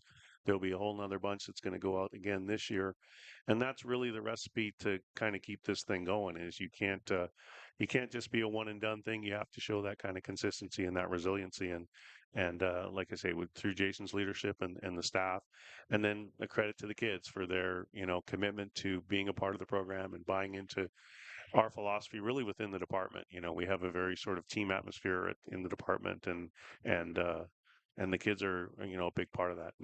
They support other programs and all the rest of it, so it's important. Well, speaking of other programs, I mean, you guys had some great coaches at College Roads, and you got Coach Bezio, who's actually down. He was doing Playing PA, right doing now, a great yeah. job, but they're playing right now down at on campus. And so, what's the experience been for you working with some of those guys? I know that he's stepped into that role as an assistant athletic director, working more closely with Coach Bezio. What's he been like? And kind of again, I mean, you've got guys who have local ties who are in positions of influence in the community and giving back to it. I mean, that's again, I keep going back to the word rewarding, but that's going to be Yeah. so fun for you to work with those guys who are giving back to the community and also coaching winning teams. It is, yeah. I have been very fortunate, and when I brought Ryan on staff, I remember back at that time it was back in the spring of just before the 2019-2020 season, and just in his interview, you could see he clearly had a vision. He clearly had a plan and a passion for it, and that's just translated into some great success, obviously, on the court with his basketball team and his recruiting ability, and how he works with his staff and gets the players to buy in. But it's also translated into our relationship. Has really grown strong these last few years, and he really was somebody that I looked to that could be a great assistance to me in the operations part of the department. And he's done a great job with that. He's done a great job with the announcing when he's a part of it out here, and Versatile guy. yeah, exactly. And you can see how much he loves it too. And he's really just same thing, really bought into CR and become one of those committed guys. And that's when I was privileged to have that kind of mentorship when I first started at CR 29 years ago now. And so those are the kinds of individuals that I'm been trying to identify within our coaching staff now, because I'll be passing the torch here myself pretty soon. So what's next? What's in store for you? I mean, 29 years going along. I mean, obviously, you've brought in Ryan, as you just mentioned, as the assistant athletic director. I mean, what does the future hold for CR Athletics? You've got established winning programs, and where do you see yourself going into the future? Yeah, I see. I got a few more years I think in me, and I got 2 daughters. That one's a junior in high school, and the other one's in 8th grade. So I'm sure my wife's not going to let me retire anytime soon. But Well, my dad retired a couple of years ago. My mom was trying to kick him out of the house to go do stuff yeah, all there the you time, go. so you better be Exactly. careful. Exactly. So I be careful what I wish for. But yeah, it's certainly as I'm transitioning within that, I think the biggest focus for me right now is to continue to sort of maintain what we've got going in the department, and continue to bring in coaches that are young and enthusiastic, because they got to be able to relate to today's kids too, and the generation development of those types of interpersonal relationships has become much more, I think, defined and an important piece of running a program, maybe in comparison to what it was several years back. And I think the other big thing for me is I really want to kind of see follow through with the projects that are going on. Our field just got signed off. We still got to put the track in, but the field looks awesome back at CR now, and we're obviously hopeful that we'll be playing back our home games at this next fall at CR. The buildings are about they're about to start the staging for the buildings, so that construction is going to be going on all spring and over the course of the next year and a half. So there's a lot of exciting things that are happening that I have a very small part of it, but it's a little bit of a part too, just to be there and try to see those projects through before I retire. Well, it's exciting off the field and exciting on the field. You got a team that's down 7 here at the half, trying to come back, cap off back-to-back bowl wins, which would be super impressive. The Coach Trace Classic going on down on campus. A CR squad that's 7-1 on the year so far, and they've won their last 6. So, Bob Brown, thank you so much for taking the time here at the half, and yeah. We'll hope for a little bit of a different tune in the second half. Absolutely. We'll see make it happen here in the second half. All right. I appreciate it. Thank Take you care. so much. We'll take a 2-minute timeout. We come back. Liam Warner with the Above Board Construction, Roofing, and Solar halftime show here on ESPN 107.3.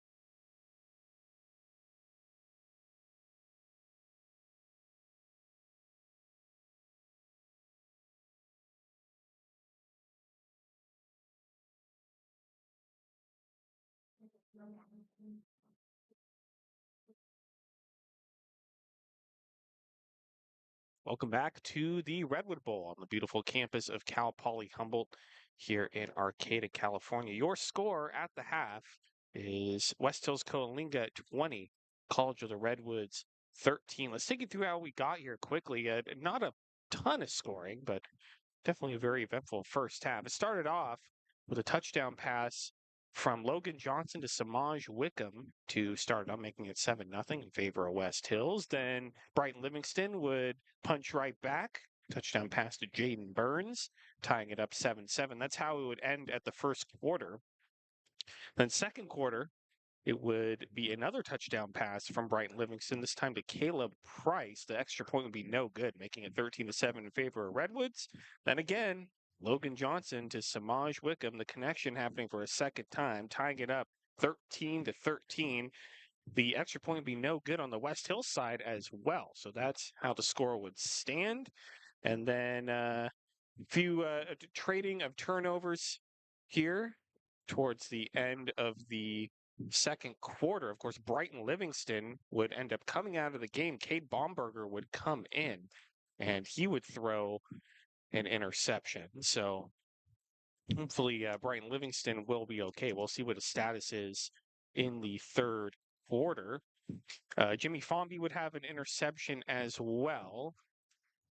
And Dominic Canet also with an interception. Lots of turnovers on both sides in the second quarter. And then to cap off the half, West Hills would drive it right down the field.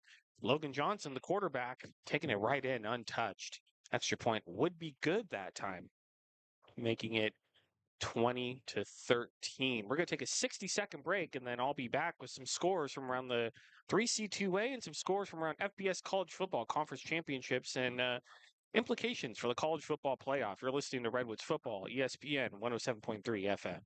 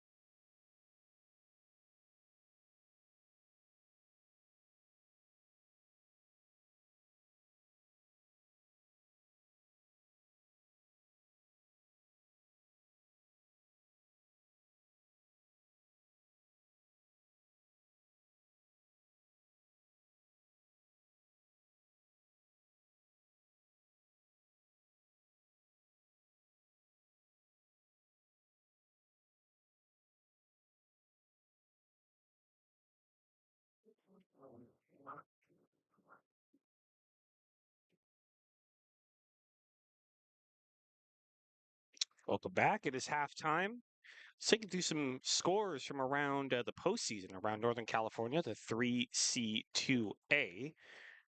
And we'll start with some of the playoff games here, bowl games. In the Pepsi Sequoia Golden State Bowl, Sierra beat College of the Sequoias 38-35. And then some upcoming bowl games tomorrow. San Jose City College will take on College of the Siskiyous and we should be very cold there. Tomorrow at noon in the Northern California Bowl, the Gridiron Classic Bowl.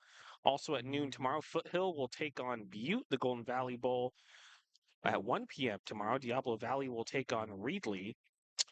And then also tomorrow, De Anza will take on Monterey Peninsula, both 10-0 teams in the American Division Championship Bowl. That should be a really good ball game. Let's take you through some scores, some conference championship games around FBS, and of course, huge implications for the college football playoff. Mostly coming down to seeding, but also a lot of intrigue as to who's going to get in and who is going to be left out. So tonight's games, Boise State currently leading UNLV 21-0 in the Mountain West Championship game.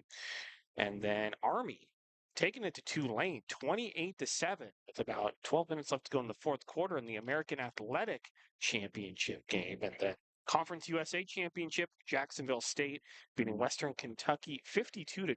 And then tomorrow, some big conference championship games. A Big 12 championship at 9 a.m. on ABC. MAC championship also 9 a.m. on ESPN. Then a big game as far as college football playoff seeding goes. The SEC championship game, number 5 Georgia taking on number 2 Texas. Man, that's a situation where both teams should make it into the playoff. It just determine who will get that much coveted first round bye. The Sun Belt Championship at 4:30, Marshall taking on Louisiana, and another big one, 5 o'clock on CBS, Penn State. Number 3, Penn State taking on number 1, Oregon. Penn State at 11-1, Oregon at 12-0. That is another situation where both teams will easily make the college football playoff, no matter what the result is. But whoever wins that game will definitely get a first round bye. And I think even if Oregon loses, probably they might still get that first round bye. We will see. But definitely the winner of that will be in the top ranked conference championship winners. And also at 5 o'clock on ABC tomorrow, the ACC championship game, number 17 Clemson taking on number 8 SMU. And that could have big implications as far as who could make the college football playoff and who is left out, who ends up getting the automatic bid. So exciting times here in college football. We will take a 30-second break, and then Mitchell Manji will be back with your second half. You're listening to Redwoods Football, ESPN 107.3 FM.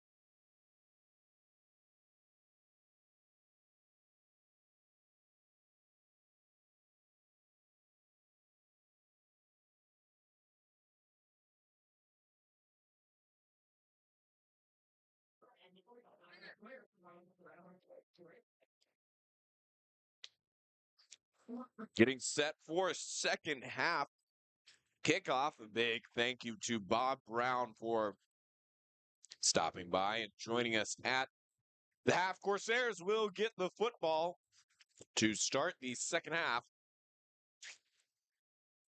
trailing by a score of 20-13.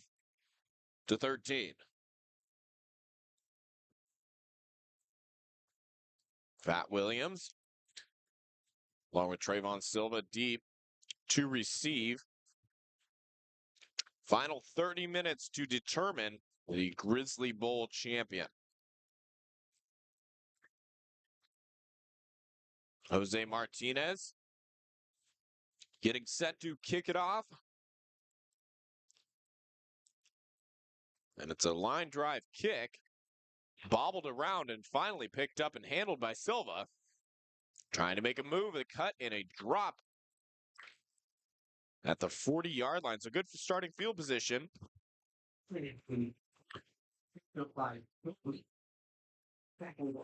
Corsairs will start at the 40-yard line. It'll be Cade Baumberger. Brighton Livingston is done for the remainder of the evening with an injury. So it'll be Cade Baumberger the rest of the way. And hearing that Caleb Price is good to go. Yes, he is. He's back out there at the slot on the right side. So Caleb Price, who went down with came off with what looked to be a scary injury, is back out on the field. Baumberger brings Williams in motion. Play action.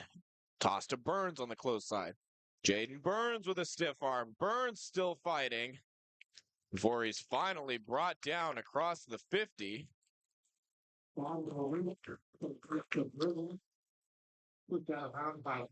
So big first play puts the Corsairs in plus territory. Just underway alongside Liam Warner, Mitchell Manji. Corsair football brought to you by Above Board Construction, Roofing, and Solar.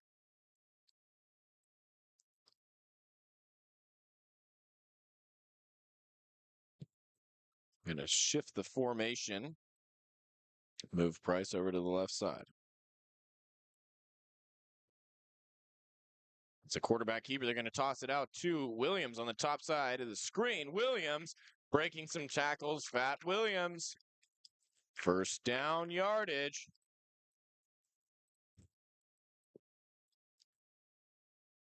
Corsairs, two big plays to start this second half. They're deep in Falcon territory, trailing by 7, trying to even this one up.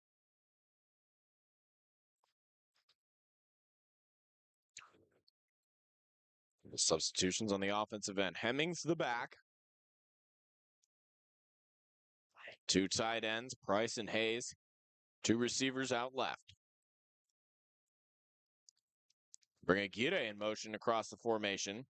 Play action, roll out, Baumberger pressure immediately in his face. He's hit and gets the pass out, completed to Aguirre. Well, it was a big hit that Cade Baumberger took. Defensive end read it the entire way. Play action didn't fool him. Baumberger forced to get rid of it quickly. Bring up 2nd down and 7. Pass completed for 3 yards. 3 receivers, 1 tight end. Hemmings the back. Behind Baumberger in the pistol. Hemmings now moves to the right of Baumberger. Baumberger back to pass, looking over the middle, too far. Intended for Price.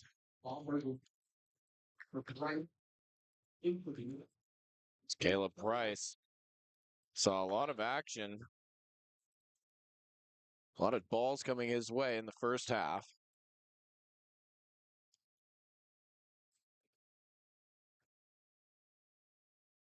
Went down with an injury. His shoulder got supported and is back out there. Baumberger in the pistol. Hard count. No jump from the Falcons. They got him twice in the first quarter. Haven't gotten him since to jump off sides. Hemmings now moves back. Play clock at 2. Snap to Baumberger. Quick hitter on the far side to Aguirre. Makes a man miss. Aguirre trying to break to the outside. Wrapped up and brought down, but a fresh set of downs for the Corsairs. Baumberger to Aguirre. Chains move. Corsairs drive continues. All the way down at the 15 now.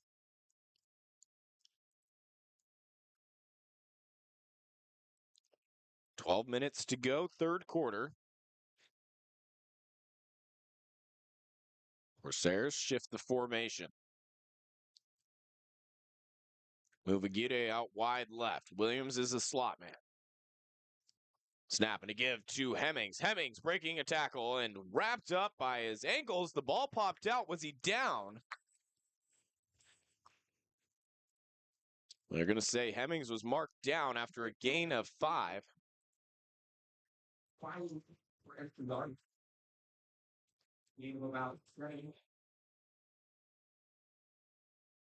Isaiah Hemmings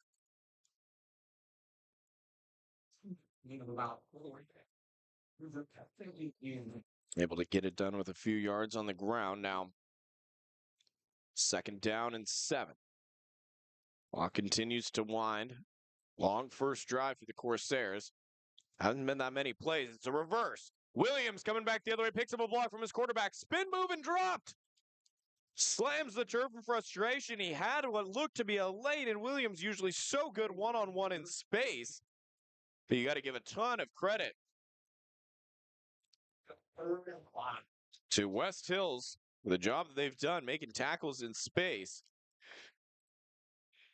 9 times out of 10, give Williams the sideline like that with one defender, and he's gone. Brings up 3rd down. Got to get to just about the 5-yard line. Hemmings the back to Baumberger's left. 2 receivers to either side. Cade back to pass. Throws for the corner of the end zone. Incomplete. Looking again for Anthony Aguirre. And Ryan Thomas won to try to cut the deficit to 4.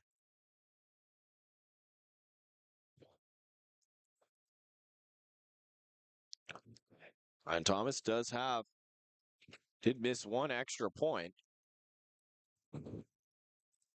Unusual for him.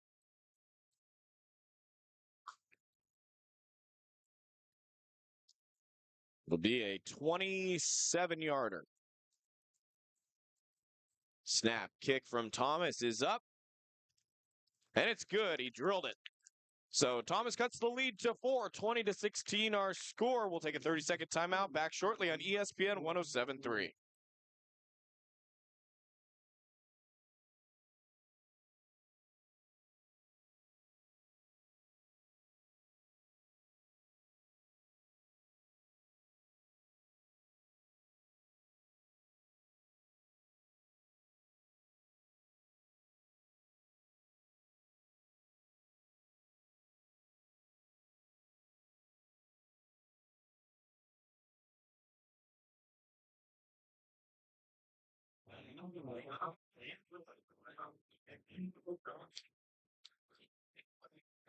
So with 10:08 to go, third quarter.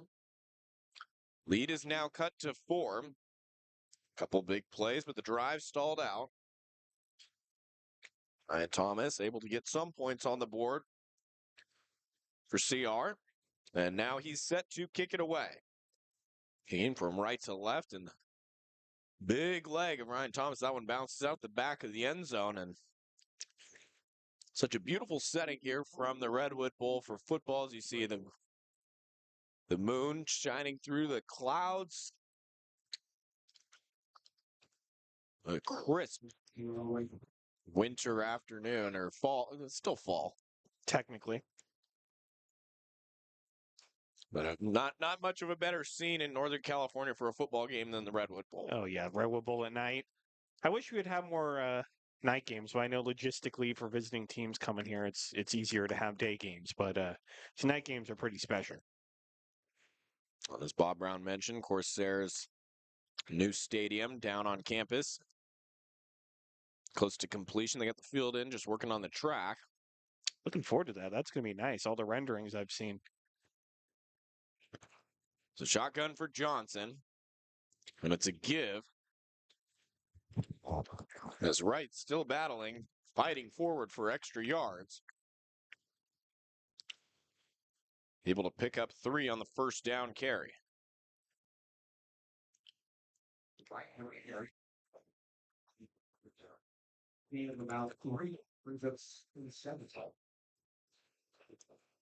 So second down and 7 upcoming, under 10 minutes to go, third quarter.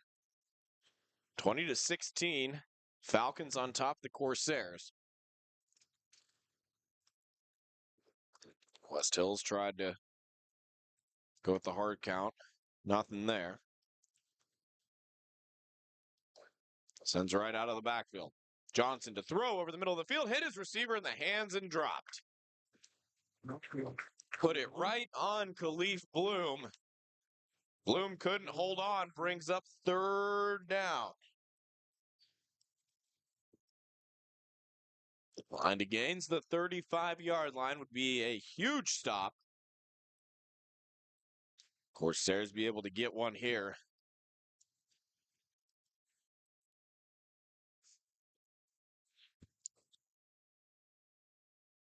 Third and 7. 2 backs. Johnson in the shotgun.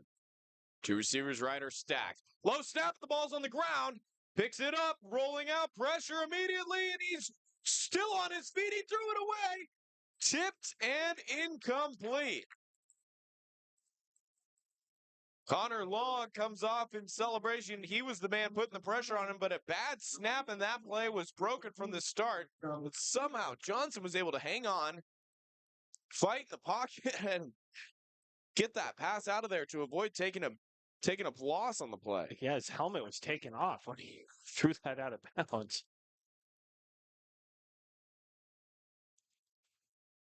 So we'll have Fat Williams deep to return.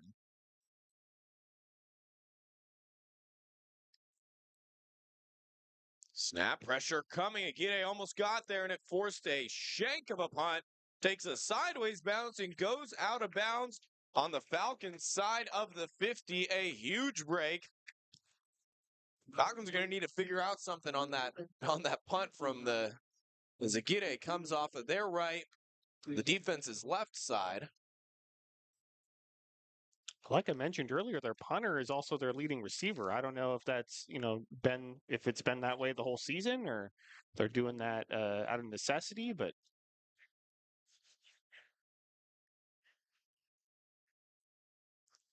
Cade Baumberger in the offense going back. They've got 3 points this quarter.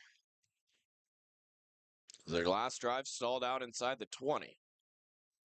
Snap and a give to Hemmings running right. Hemmings looking for space, puts his shoulder down, still going. Hemmings tumbles down, but a really nice carry. Gets him 9 yards on first down.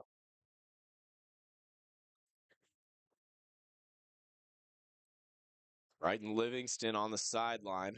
Helmet and pads all still on, but Told he's not going to be coming back into this game.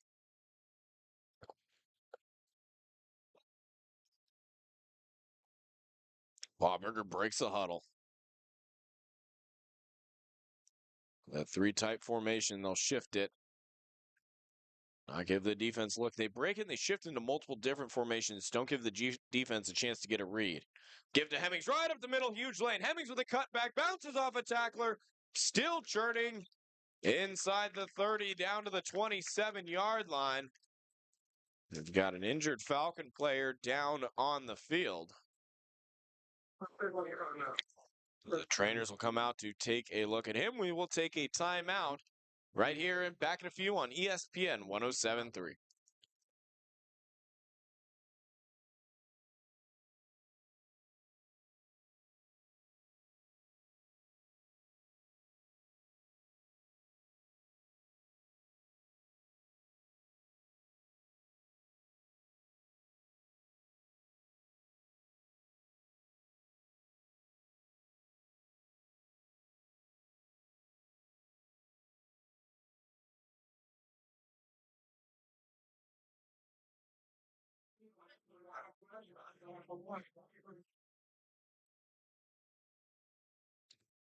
So a big run on that last play from Isaiah Hemmings. Offensive line just blew the Falcons D-line off the ball. That was a hole you could drive a semi through.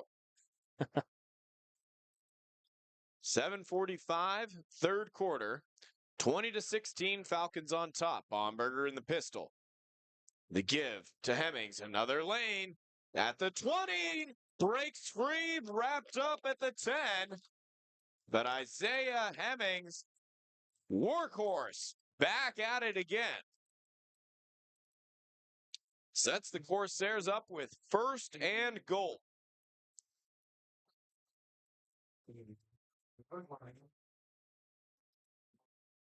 Isaiah Hemmings leading the charge on this drive. See if they go back to him again. In Corsairs shift the formation. Clock winds past 7 minutes to go third quarter. Hemmings gets the ball again, and he's met at the line and stopped. Tried to run over to the left side. Nothing there. 2nd down and goal. I think they'll be carried. Certain point, you just got to put everybody on the line to try and stop him, and that's when Corsairs will try to pass the ball over the top. Seen Baumberger not afraid to let it fly down the field. Though one of those passes did end in an interception. Still has an aggressiveness to him when he plays. Shifts the formation again. Baumberger back to pass, looking left, pressure coming. Baumberger sacked at the 15-yard line. Had his eyes in the end zone on the left side. Didn't feel the pressure until it was too late. Bring up 3rd down and goal from the 15.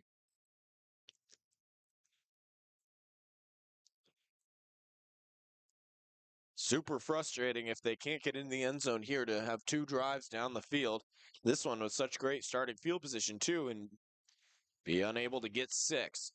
This Coalinga defense is kind of giving Redwoods a little taste of their own medicine. Yep. You know, the bend but don't break. 2 receivers left, 2 right. Baumberger, quick hitter out behind Hemmings. What a snag. Hemmings with a make-a man miss. Hemmings spins. Hemmings scores. When in doubt, put the ball in the hands of a playmaker. That pass was behind Hemmings. Somehow was able to hang on to it. Juke, spin, truck. He broke out all. The ball carrier moves there en route to 6. Man, Isaiah Hemmings is ridiculous. He's so good. Corsairs retake the lead 22-20. Ryan Thomas on to make it a 3-point game. Kick is up, and it's good. So 5:22 to go, third quarter. Corsairs up by 3 on ESPN 107.3.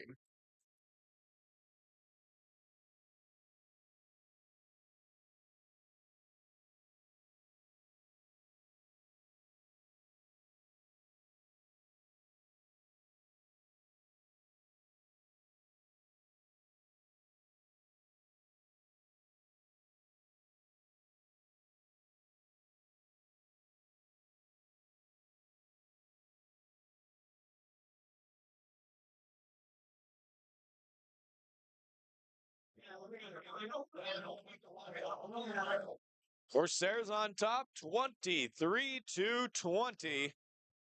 Again, I'd like to thank Above Board Construction, Roofing, and Solar, keeping us on the air all season long. And Isaiah Hemmings has kept this team in the end zone all season long, finds Paydirt again, this time through the air from 15 yards out.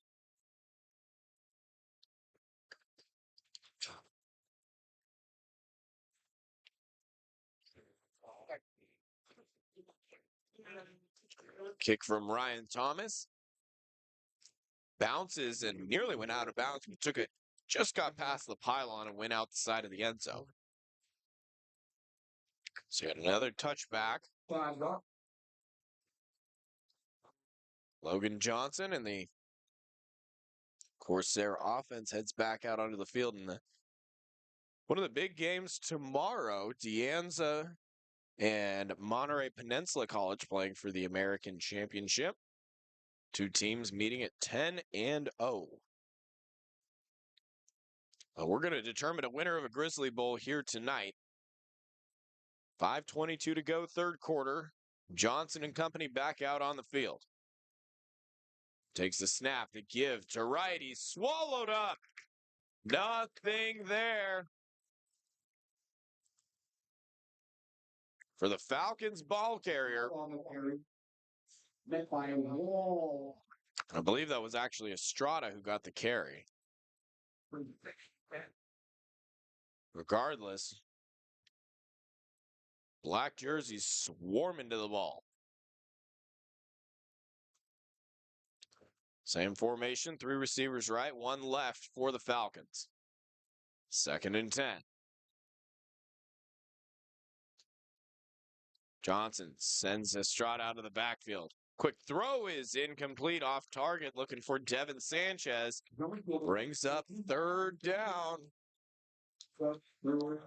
Corsairs have already they trailed by 7 at the half. They've scored points on both of their first 2 drives of this third quarter. A field goal and a touchdown just a few moments ago. Now with an opportunity to get a 3rd down stop and get the ball back.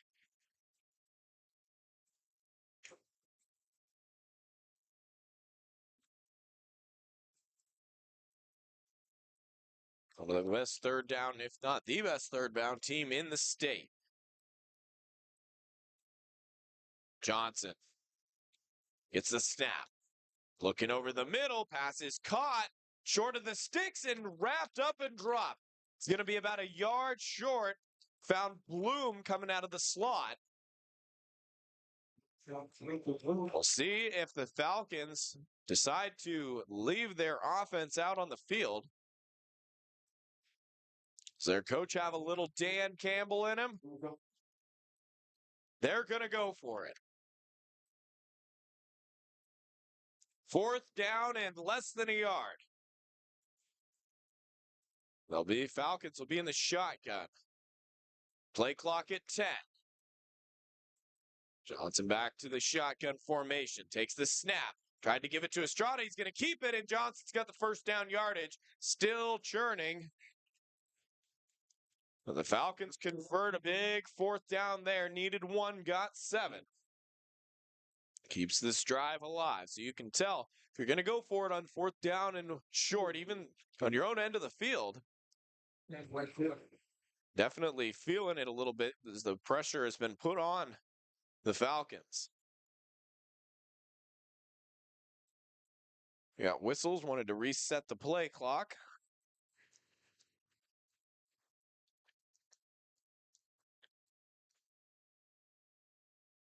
I don't think the play clock ever did even reset, but doesn't matter. Johnson takes a stab. He lost the ball in the backfield. It's on the ground. Still loose. Who's got it? Corsairs saying they have it. Johnson rolled out to his right. He mishandled it. Flag flies in from behind the play, and they do.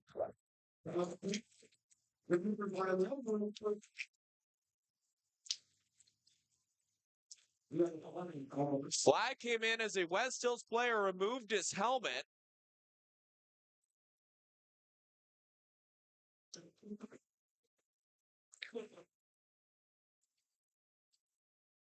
As West Hills walking off slowly to the side, it was Ronan Kimbrough who came out with the football.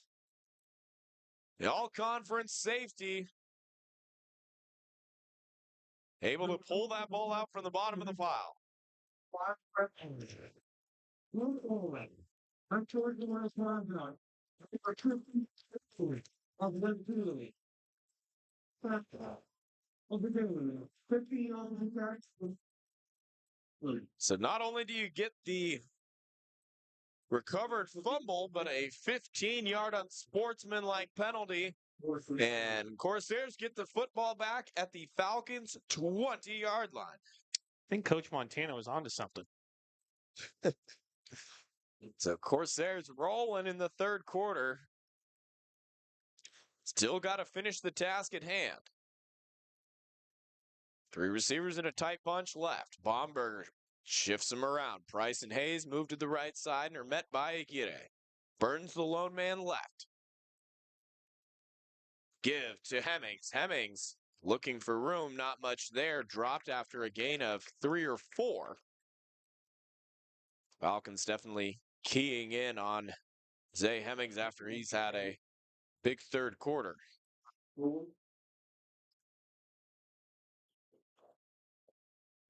Mero Wheeler talking to his defense on the side.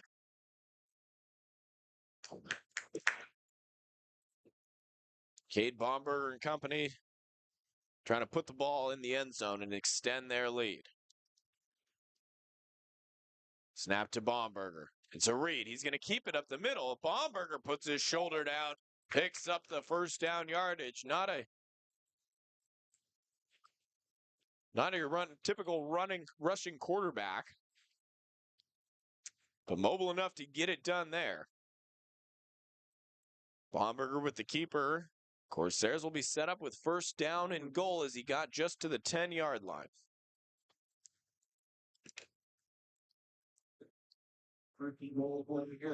Two receivers right, 2 tight ends. Hemmings the back. Baumberger with the clap, no jumps. Quickly back on the ball.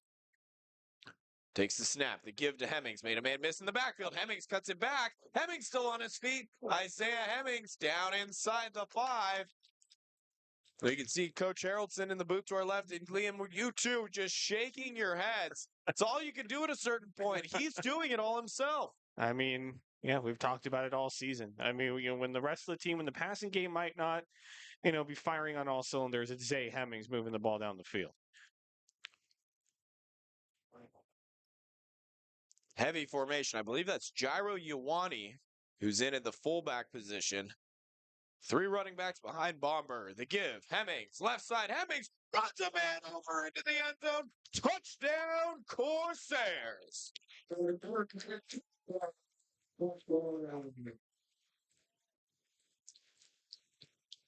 Through the air or on the ground, Isaiah Hemmings finding pay dirt yet again. Corsairs extend the lead to 9 with the point after try upcoming and 1:09 to go in the third quarter. They've just had to grind this one out. They're up for the challenge, faced with some adversity, injuries, penalties, turnovers in the first half. What a response by this Corsair team in the third quarter.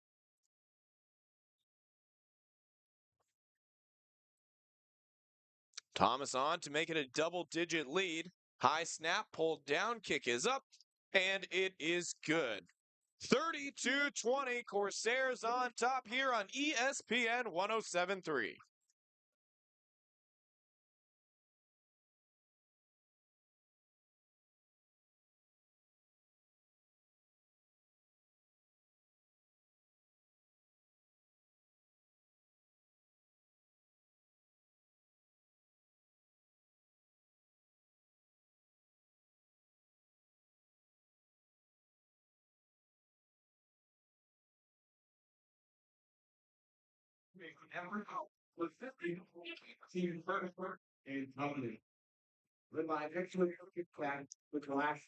Corsairs fans and players Very excited here as a 10-point lead is where we stand with a minute 9 to go in the third quarter. Job's not done yet, but things starting to move in the right direction. Corsairs had 13 points at the half. They have 17 points so far in this third quarter. Kickoff goes through the back of the end zone. Liam, they got the ball 3 times, and they've scored 3 times. Yeah, that's the way you want to do it to start the third quarter. I mean, you talked about it. I mean, the response has been really good. They just need to keep it rolling. Sending the defense back out their defense. Got a fortunate break. I wouldn't necessarily say they forced a fumble on that, as Johnson just kind of had the ball slip out of his hands. But he tried to scoop it up and didn't just fall on it when it was on the turf. Multiple Corsair players there, and Kimbrough was the one who came away with it. We've had a turnover-filled game, and I mean, you would expect a turnover-filled game to be played in some bad weather, some heavy rain or snow, but nice weather here. But A little neither team chilly, can but that's all. hold on to the football. 3 receivers left. Johnson, handoff, right, churning forward. Only going to get maybe 1 or 2.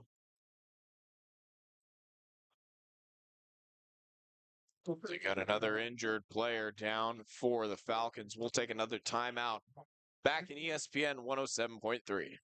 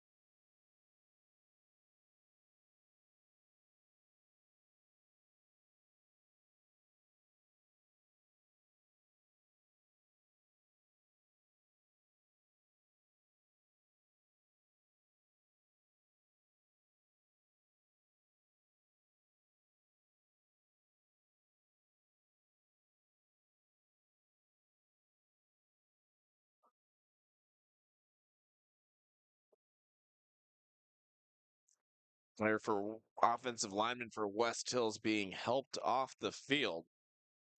Getting some medical attention.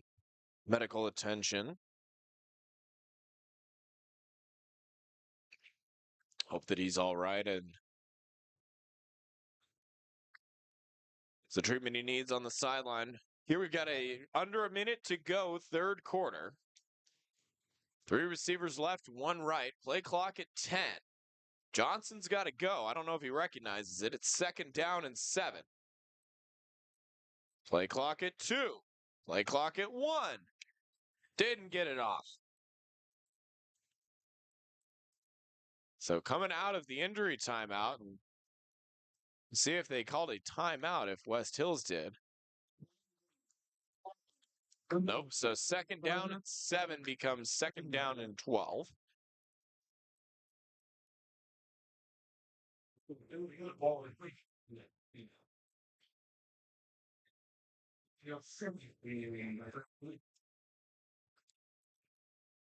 So 25 seconds to go, third quarter.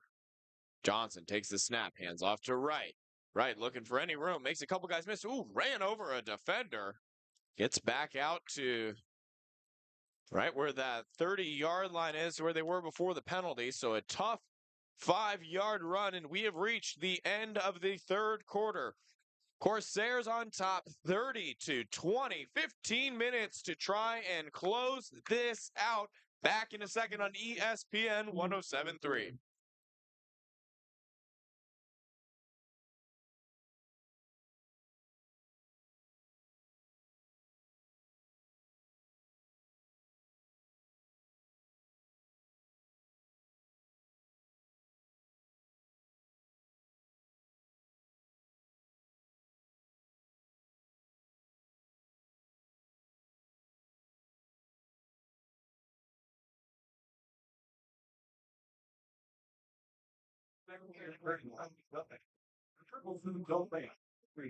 Corsairs on top by 10. 1 quarter to go to try and close this game out. As Corsairs are playing, looks like the second quarter, up by 3, or excuse me, second half, up by 3 at home against Mendocino College. So third down and 5. Falcons at their own 30, switched ends of the field. They're working right to left.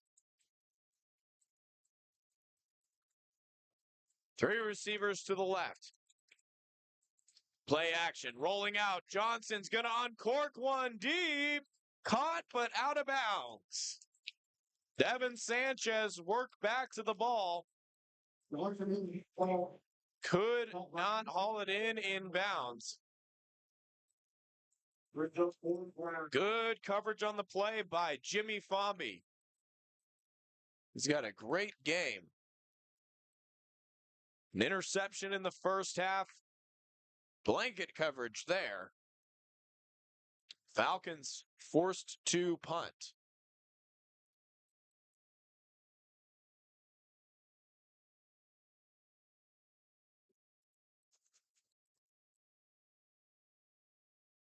Williams standing at his own 35. Low punt, and he's down. He had to go down to a knee to get it.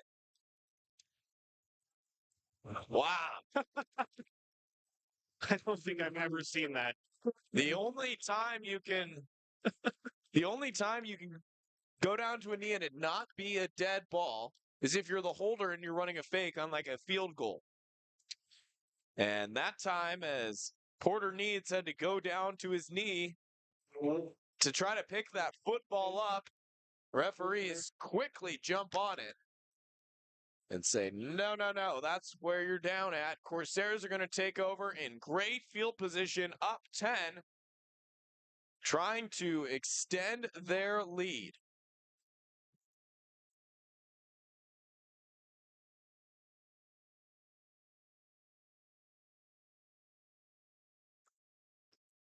Snap, handoff to Hemmings going right, and he hit a brick wall there. Looks like that was Cole Williams, I believe, who wrapped him up. Loss of 2 on the play.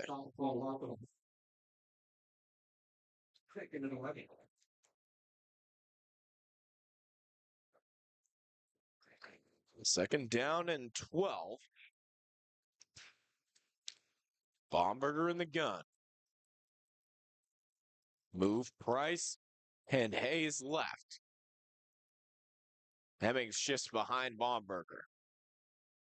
Handoff. Hemmings going left. He's got blockers. Hemmings makes a couple guys miss. Hemmings still on his feet at the 5. Drag down inside the 5 at the 3.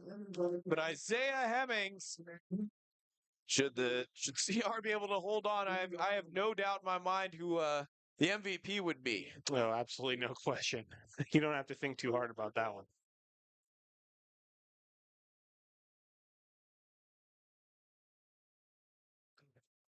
So it'll be first down and goal. Clock winds 13 and a half to go, fourth quarter. Corsairs trying to put another nail in the Falcons' coffin. They go heavy. Bomberger under center, handoff. Hemmings. Hemmings tripped up but stayed on his feet. He got down to just inside the 1, depending on where they spot it. Yep. We've got another injured Falcons player down.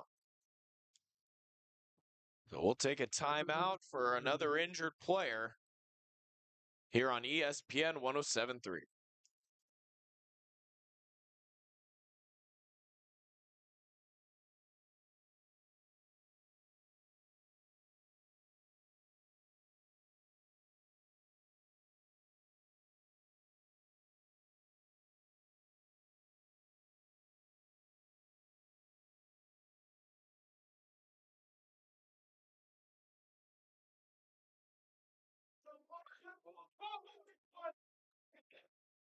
Coming out of the timeout, Bomberger goes under center again. Quarterback sneak. Did he get there? Officials. Did he lose the football?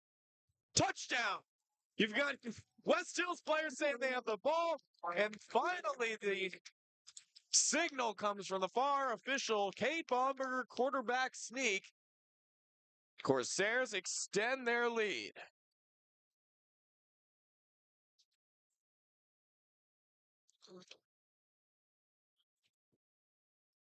So they still got referees talking there, and everybody finally comes out of the pile. So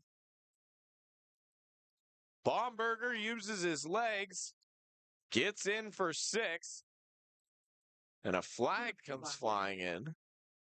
Far side of the field. You've got the West Hills head coach all the way down at the 15-yard line.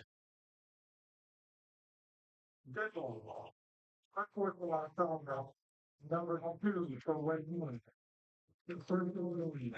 That foul on the free throw. So another unsportsmanlike conduct penalty goes against the Falcons. A 15-yarder. Forced on the kickoff. Brian Thomas on to try and make it a 17-point lead.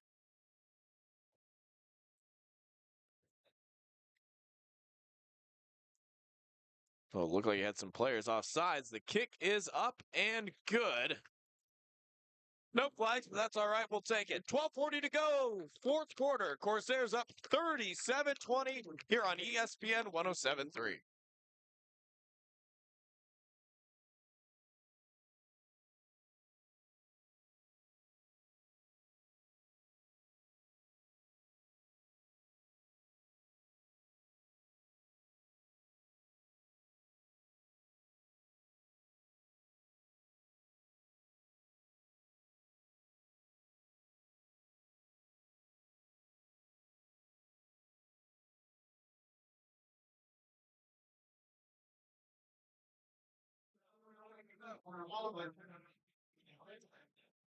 So all sorts of local sports going on tonight as College of the Redwoods men's basketball in the Coach Treg's Classic.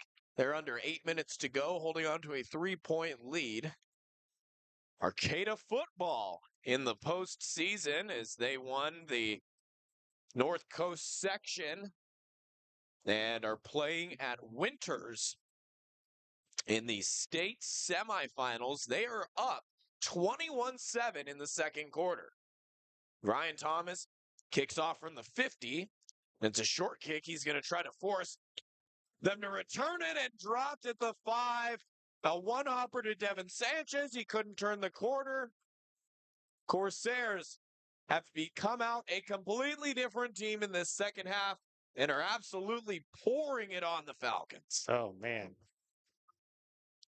Said it multiple times. They're a momentum team. They feed off of the energy, and it just makes them stronger. And, man, I mean, just what a response to start the second half. I mean, it's really the opposite of the game at Siskiyous. I mean, they did the opposite and respond to start in the second half at Siskiyous, although it was very close going into the fourth quarter. It was really the fourth quarter where it fell apart, but much, much better second half so far tonight. So abysmal starting field position for the Falcons, starting inside their own 5 after the kickoff, and that run goes backwards. Wheels are starting to come off for the Falcons here, and Corsairs fans rejoicing. It's a 17-point lead. Clock continues to wind in the fourth quarter. Corsairs look to be well on their way to continuing their streak of not having a loss in back-to-back games. Johnson in the gun from his own end zone. Quickly gets that pass out too low for his intended target. It'll be 3rd down and 11 for the Falcons from their own 4-yard line. Clock stops with 11:54 to play. Wow, just a complete 180 from the first half, which, Liam, you said it was such a roller coaster. This one's been all the way down for That's right. the downhill for West Hills and all the way going up for CR. Yeah. 3rd down and 11. 3 receivers left. Low snap. Johnson picks it up. Johnson under pressure and gets rid of it. Almost went down in his own end zone. And Johnson now looks to be in pain and down on a knee, and that's just he's able to get back up and walk off, and a couple offensive linemen walking off slowly as well, and just tough for this West Hills team that's had a good season at 6-4, played a tough schedule. I mean, Pacific 7 and Partner Conference, I can't think of it lost it off the top of my head. Not a very, it's been a very talented schedule for these two conferences. Yeah, well, Coach White was saying it. Punt just gets away. Backing up Williams. Handles it at the 45.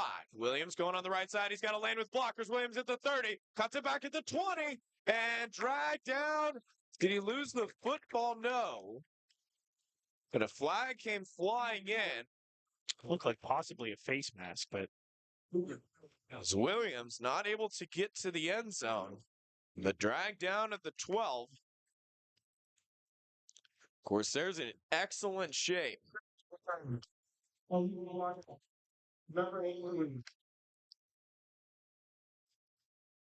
Legal block in the back call goes against Jackson Selden of the Corsairs, so that'll back him up a little bit ago. Back them up a little bit. 1st and 10 to go. Spotted at the 27. 11:34 to go, fourth quarter. Again, Liam Warner, Mitchell Maji here. Corsair football.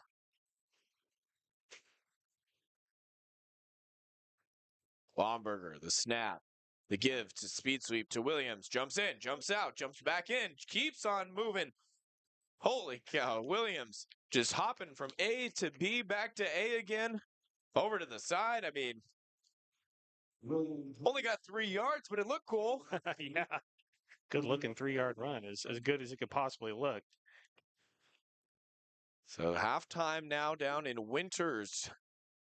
Arcata still up 21-7. If Arcata wins that game, they will play the state championship game in Fullerton next weekend. 2nd down and 8. We got a timeout taken by Coach White.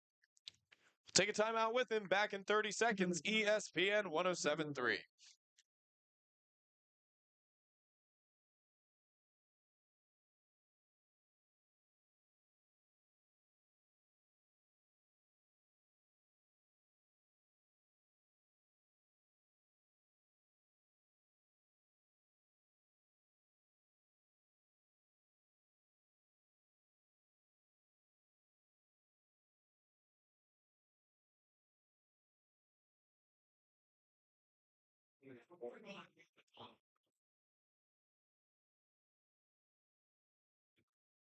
.10:50 to go in the fourth quarter. Corsairs in the driver's seat in the second half. It's 37-20. They're in great field position again, looking to close it out and have back-to-back bowl game victories. Lane, we need to get a research department up in here for Coach White and his staff and all the different records that they're breaking. Is misdirection. Bomberger keeps it, dribbles, or goes backwards and lost the football, dribbled it off the turf, right back up to himself. A broken play. Flag came in on the far side of the field as well. Flag was thrown right at the snap, it looked like. Had a misdirection, a speed sweep, and then a play action with the running back to the Bomberger's right.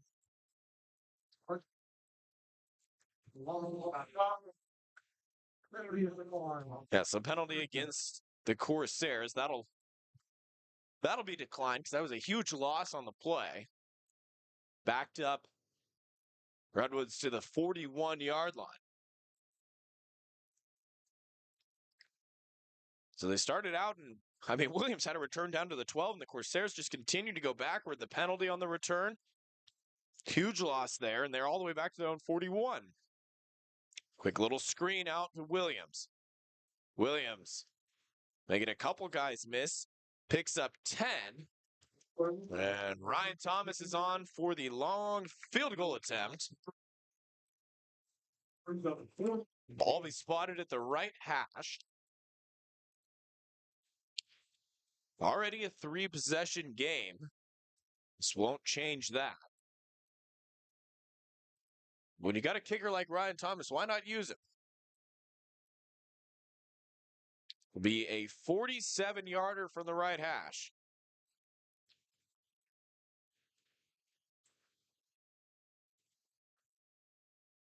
Ryan Thomas, 5 steps back, 2 steps to the left.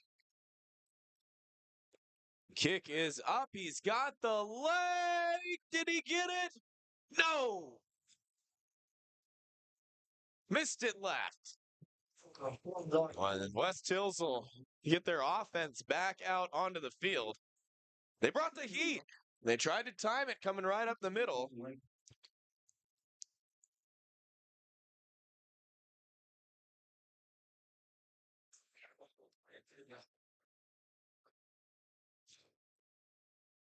Let's check it.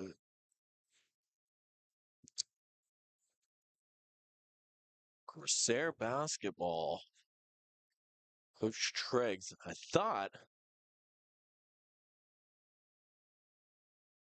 I had the score right, that they were up by 3, but now I'm not so sure about it. Play action for Johnson here. Johnson slings that to nobody. Miscommunication with his wide receiver. He broke to the outside. Johnson threw to the inside. Pass goes incomplete. I believe, Mitchell, you have a game tomorrow. Just across the street. Oh, yeah. Lumberjack Arena. The part of our triple header here on ESPN 107.3. Be back at it with JB Mathers as the women take on, well, both teams take on Cal State East Bay. And the men, what a team they got. Men looking good.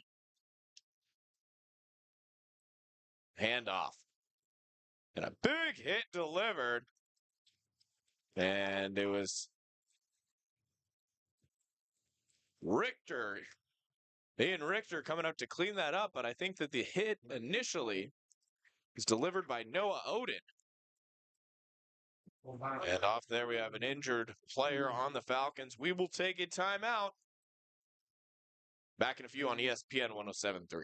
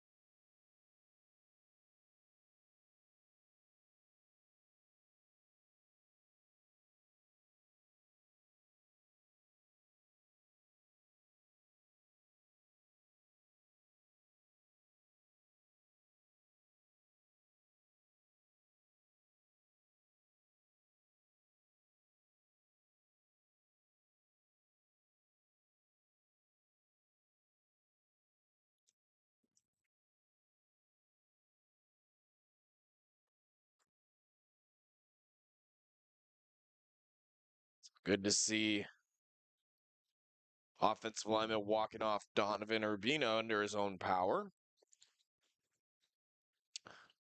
So it'll be third down, slowly making his way off the field to the far side. College Redwoods basketball trailing by 2 with just over 2 minutes to play. Coach Tregg's Classic taking on Mendocino College. 6-game win streak on the line for Ryan Bezio's squad.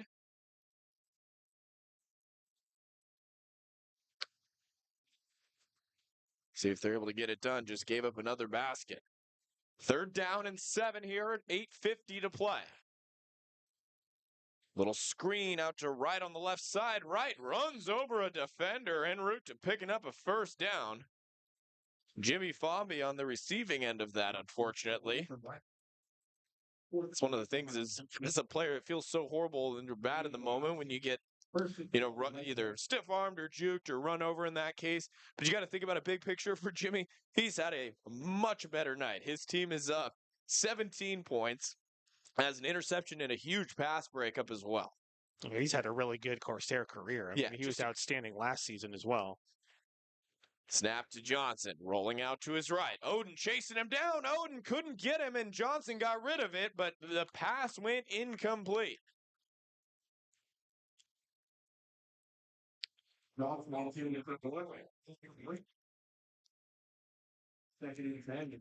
So second down, 8:11 to go.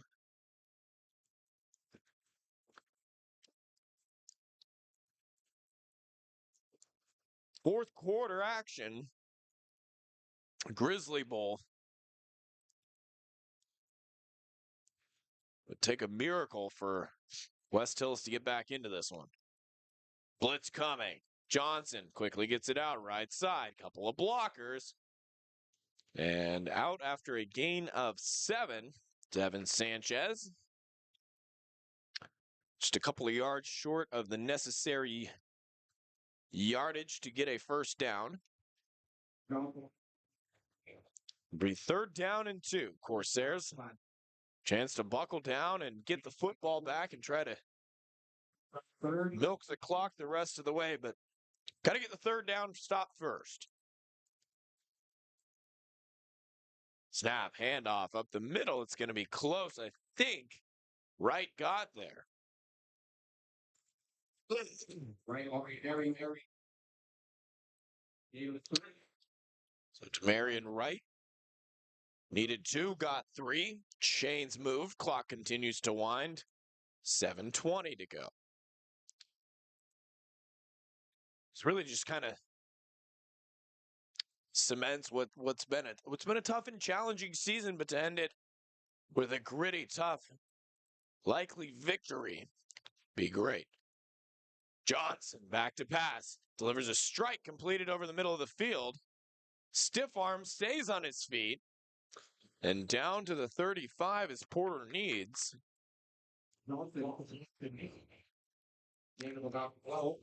So Needs moves the chains. Quickly back on the ball. And in my pregame interview, I mean, Coach White was just talking about how, I mean, the competition this season has just been much better. I mean, you had a lot of teams get a lot better. Siskiyou's being really the main one that improved a lot. Johnson, long pass on the far side of the field, and it's incomplete. Looking to go back to Sanchez. You have a San Jose team that got way better. You have a De Anza team that got way better. Monterey even got better as well, from last season. So it's really been, tough as far as the opponents that the Corsairs have faced this season. Yeah, that's going to be another good game tomorrow out in Weeds. Siskiyou's in San Jose playing for that second game. I mean, obviously, De Anza just worlds better than they were last year as well. Send Bloom out of the backfield. Back to pass. Johnson under pressure, escapes. Still looking, unloads down the field, and it's caught. Spinning away from multiple defenders. Still on his feet. First down yardage and more. Down to the 20. Johnson looked like he was going to be sacked. He's got 9 lives back in the backfield. He was able to get that pass away and then somehow stayed on his feet as we get a timeout called. Coach White takes one. We'll take one with him. You're listening to Corsair Football on ESPN 107.3.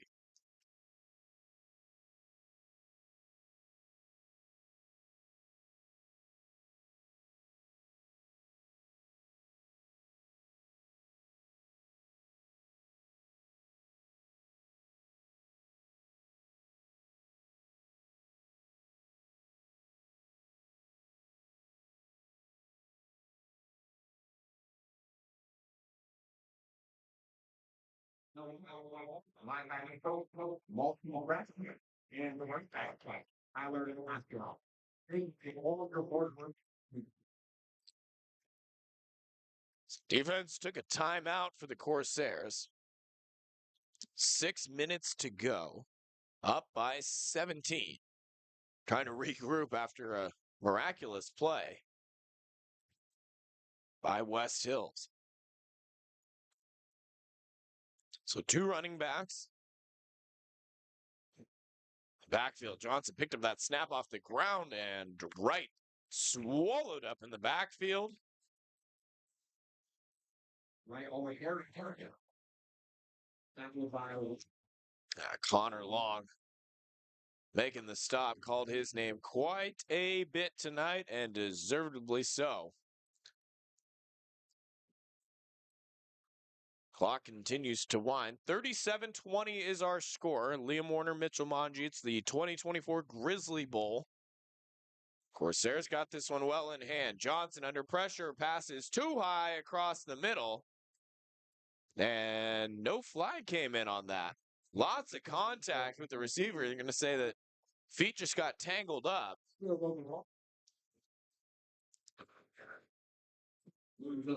Yeah, West Hills very frustrated they didn't get a call there. Yeah, I think they could have thrown one. Not looking so hot for the Corsair basketball team as their 6-game winning streak looks to be coming to a halt against Mendocino College. 27 seconds to go. They trail by 6 and just missed a free throw. 3rd down and 10. Johnson back to pass. Pressure coming. Unloads on the right side. Was it caught? I thought it was. Yep. Yeah, it was. Right out of the backfield with the touchdown reception and 3rd down. West Hills puts 6 on the board. They're not dead yet. Stranger things have happened. Oh, yeah, this game's far from over. Again, it just didn't feel like there was. I mean, I was starting to ride off West Hills because it didn't feel like they had any real sense of urgency on that drive. Felt like they were riding themselves off. It's a miraculous play from Logan Johnson to get the ball down the field. They really saved it. High snap. Gets down. Kick is up. And it's no good. Wide right. So onside kick most likely upcoming when we come back here on ESPN 107.3.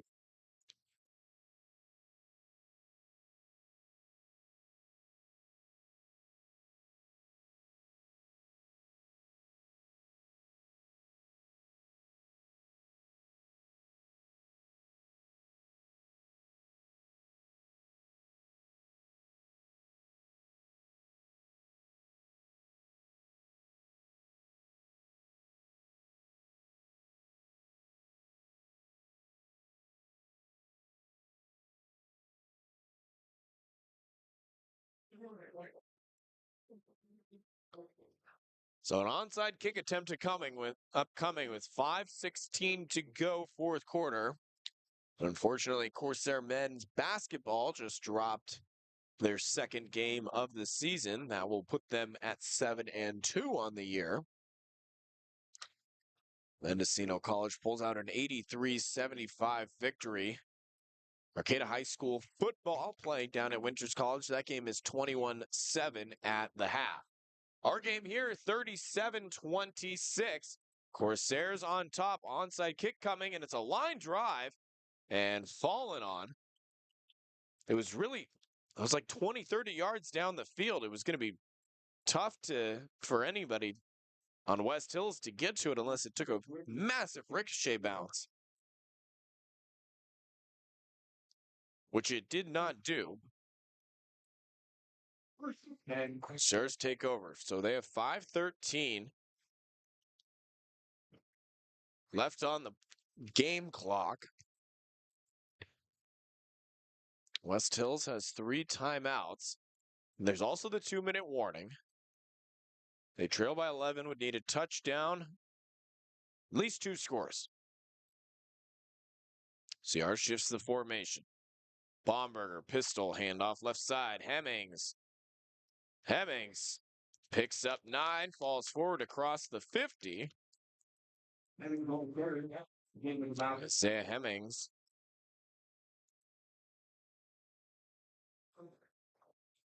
A little bit slow to get up, it looked like. Baumberger headed over to the sideline to get the play and back out there, and plus territory, 4:40 to go. All spotted at the Falcons 49. Baumberger, sideways snap. He grabbed it out of the air. And Hemmings met at the line of scrimmage and driven backwards. So no gain on that carry for Hemmings. Brings up 2nd down. Clock continues to wind. You got to imagine Corsairs going to keep the football on the ground. Chase Sorensen checks in now. Hemmings to get a blow.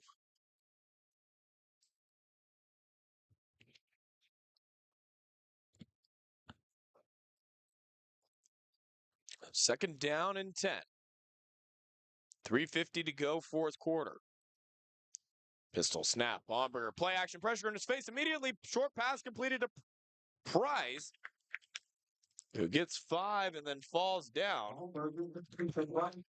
They ran that same play earlier, same result, but they got 5. It was a critical 3rd down. This time, Caleb Price picks up 5, but even more important, able to hold on to that and keep the clock winding.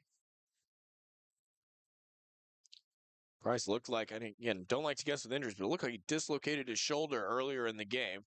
Had it pop back in, taped up, and he continued to play. Can't teach that kind of toughness. Handoff, Sorensen running over the left side. Chase Sorensen trying to get there, needed 5, got 3. Could not quite turn the corner, but he did stay in bounds. Clock winds. It's going to be 4th down. And CR could effectively end this game with a 1st down pickup. So play clock, 15, 2:29 on the game clock.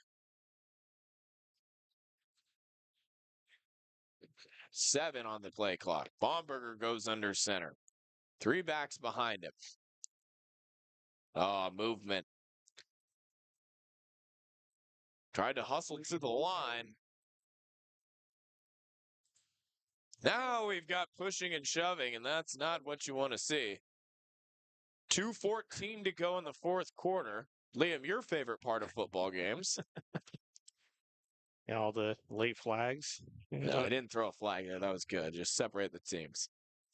Yeah, we don't need any extracurricular activity, especially in a game that's fairly tight. I mean, not a blowout by any means. Well, this game's well in hand for CR. I mean, all they got to do is just finish this one out. I'd say if you look at, do you ever see like the what do they call it? Win probability? Yeah. The little stat graph on ESPN. Yep. Oh, offsides call. Interesting. So it'll be a fresh set of downs. They'll get a new play clock. And that will pretty much do it. You do have to get one more 1st down technically with 3 timeouts and the 2-minute warning to end it. But yeah, the clock will wind and that'll take us to the 2-minute timeout. So CR just got to run the rest of the clock out. 2 minutes to go. They will be back-to-back Grizzly Bowl champions. Stay tuned for the final 2 minutes here on ESPN 107.3.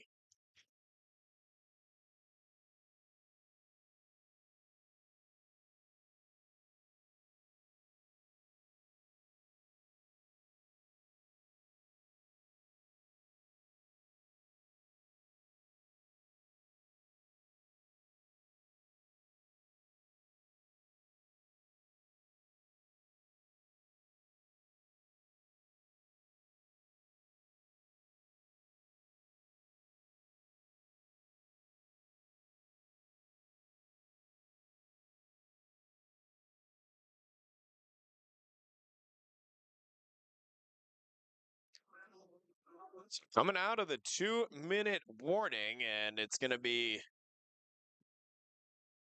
a couple kneel downs. They're probably going to have to run some plays here because West Hills does have timeouts. You don't want to give the ball back. I mean, really, the only path to winning is to burn 3 timeouts, basically get one long touchdown, and then get an onside kick and a couple plays to get a field goal.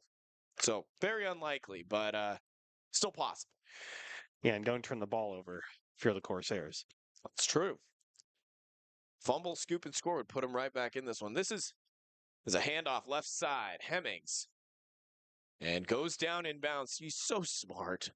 Yeah. So smart. Hemmings going around on the left side and just drops before trying to fight for extra yards. And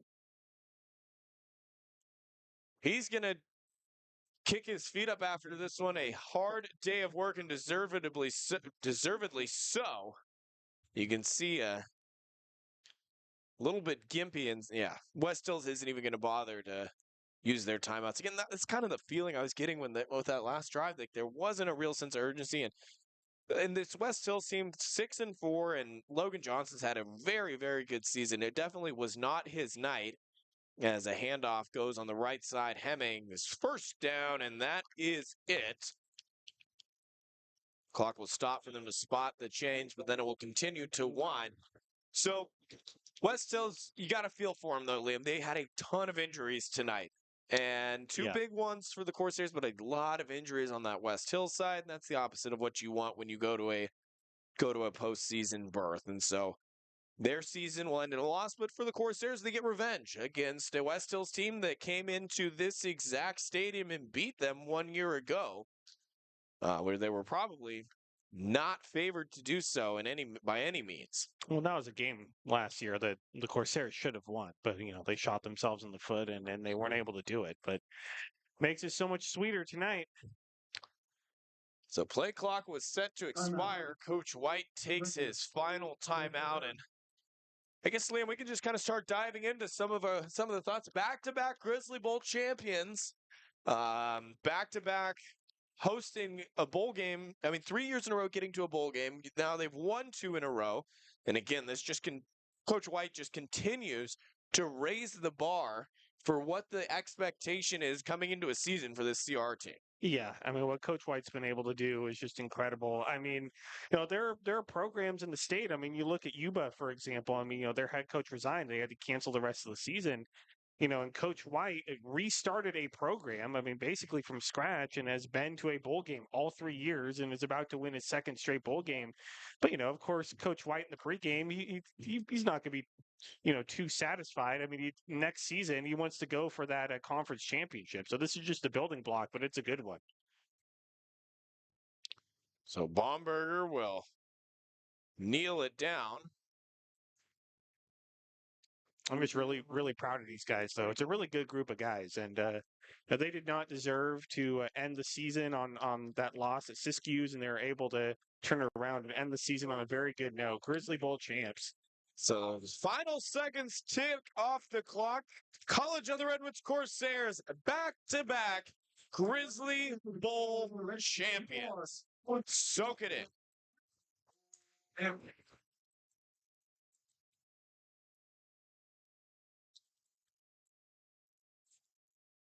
Thumbs up from Coach Helms and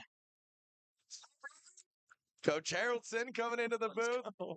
Get a bowl game victory back-to-back, and yeah, feels good. And Liam, we were, it's is an up and down season, 7-3 on the year, and obviously a tough loss out at Siskiyous. But like you said, you got to get that bad taste out of your mouth, and no better way to do it than with a bowl game here. Yeah, I mean, just the way they responded in the second half, just buckling down on defense, making plays on offense. Obviously, Isaiah Hemmings, he's going to be the MVP of this game, and really the offensive MVP of the season. I mean, what a season from him. And I'm just so happy for these guys. This coaching staff, Coach White's great. Of course, Demaro Wheeler, the defensive coordinator, once was the head coach right here at Humboldt State. He was the head coach last season that HSU football was around and does a great job. And Coach Haraldson, who we spent a lot of time with on the road. We were traveling in his van. And I mean, yeah, just great coaching staff, great group of guys. Well deserved. So we'll go ahead and just keep it right here as actually, let's do this, Lim. Let's take a 2-minute timeout. When we come back, we'll wrap up our thoughts. We'll continue to run the live stream throughout the post-game ceremony. Let's take a 2-minute timeout for the radio listeners. We'll come back, wrap this one up, put a bow on it. Corsairs 2024 Grizzly Bowl champions. Final score 37-26. Back at 2 minutes, ESPN 107.3.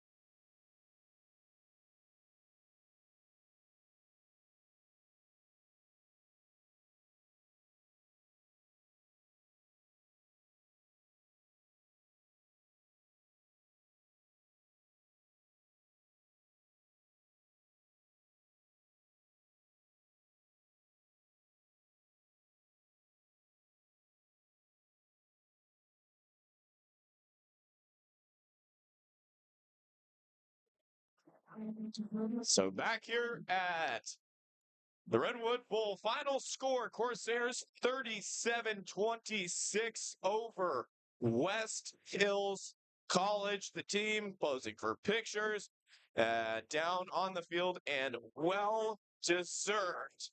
So we are the champions playing in the background. Liam Warner, let's take us through how we got to our final score of 37-26.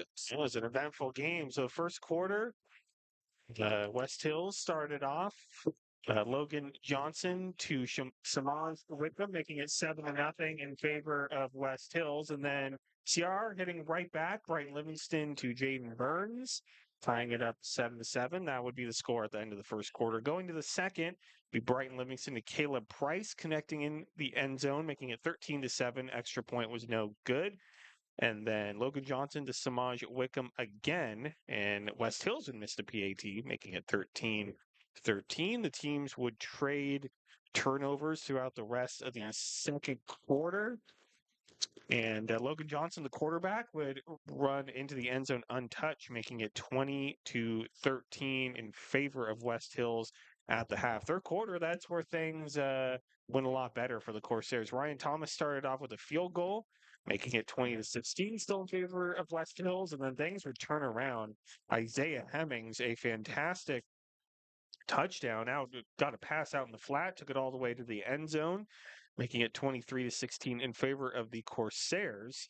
And then Isaiah Hemmings again would run it in, making it 30-16 in favor of the Corsairs, and Cade Baumberger adding on 37-20 in favor of the Corsairs, and then West Hills would punch back, make it 37-26, and that's where we stand. Close with the Redwoods Corsairs, 2024 Grizzly Bowl champions back to back. So a couple of thoughts I just want to touch on, Liam, and I want to get your input on it as well. I say I have eggs. Just absolutely amazing. So Jimmy Fomby getting the defensive MVP, had an interception, big pass breakup, and those are the plays you remember. But yeah, Fomby, the defense. Connor Long did a great job. And I want to turn it over to the stream so that we can hear these for the rest of these guys. And so on the radio end, we're going to wrap it up. Again, Cade Baumberger, excellent on in relief for the injured Brighton Livingston. He gets the job done. The team came out of the second half with a renewed spark, a renewed energy, and got it done second half. Yeah, that's right. And big thanks to Derek back in the studio working all the games. Great job, as always. So they're giving out the all-conference honors out there. And again, Corsairs, Grizzly Bowl champions. They moved to 8-3 on the year. Another successful season for Coach White. And you know it's going to be right back to it. Relish the moment and then back into the offense, back into the grind as they prepare for next year. And we'll stay tuned here to get the well-deserved Grizzly Bowl MVP. Hey, Liam, guess who it was? Isaiah No way. Evans. No way. Well deserved. So we'll go ahead and wrap this one up. Gavin, fantastic job back in our Eureka studio. For Liam Warder, I am Mitchell Manji saying so long and good night from the Redwood Bowl. Final score, Corsairs 37, West Hills 26.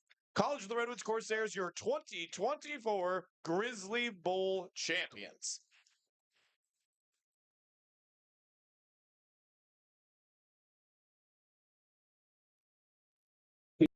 Grizzly Bowl championship.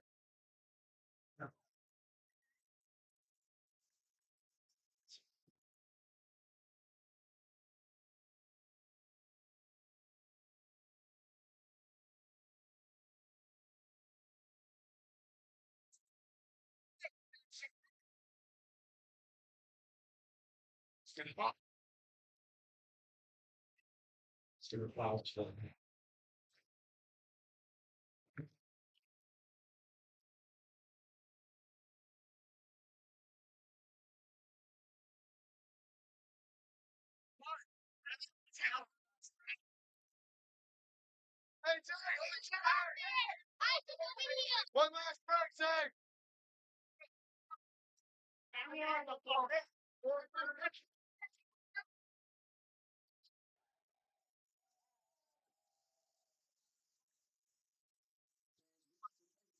The 2024 Grizzly Bowl. And congratulations to College of the Redwoods football for their victory.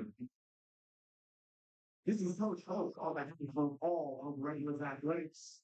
Please drive home safely and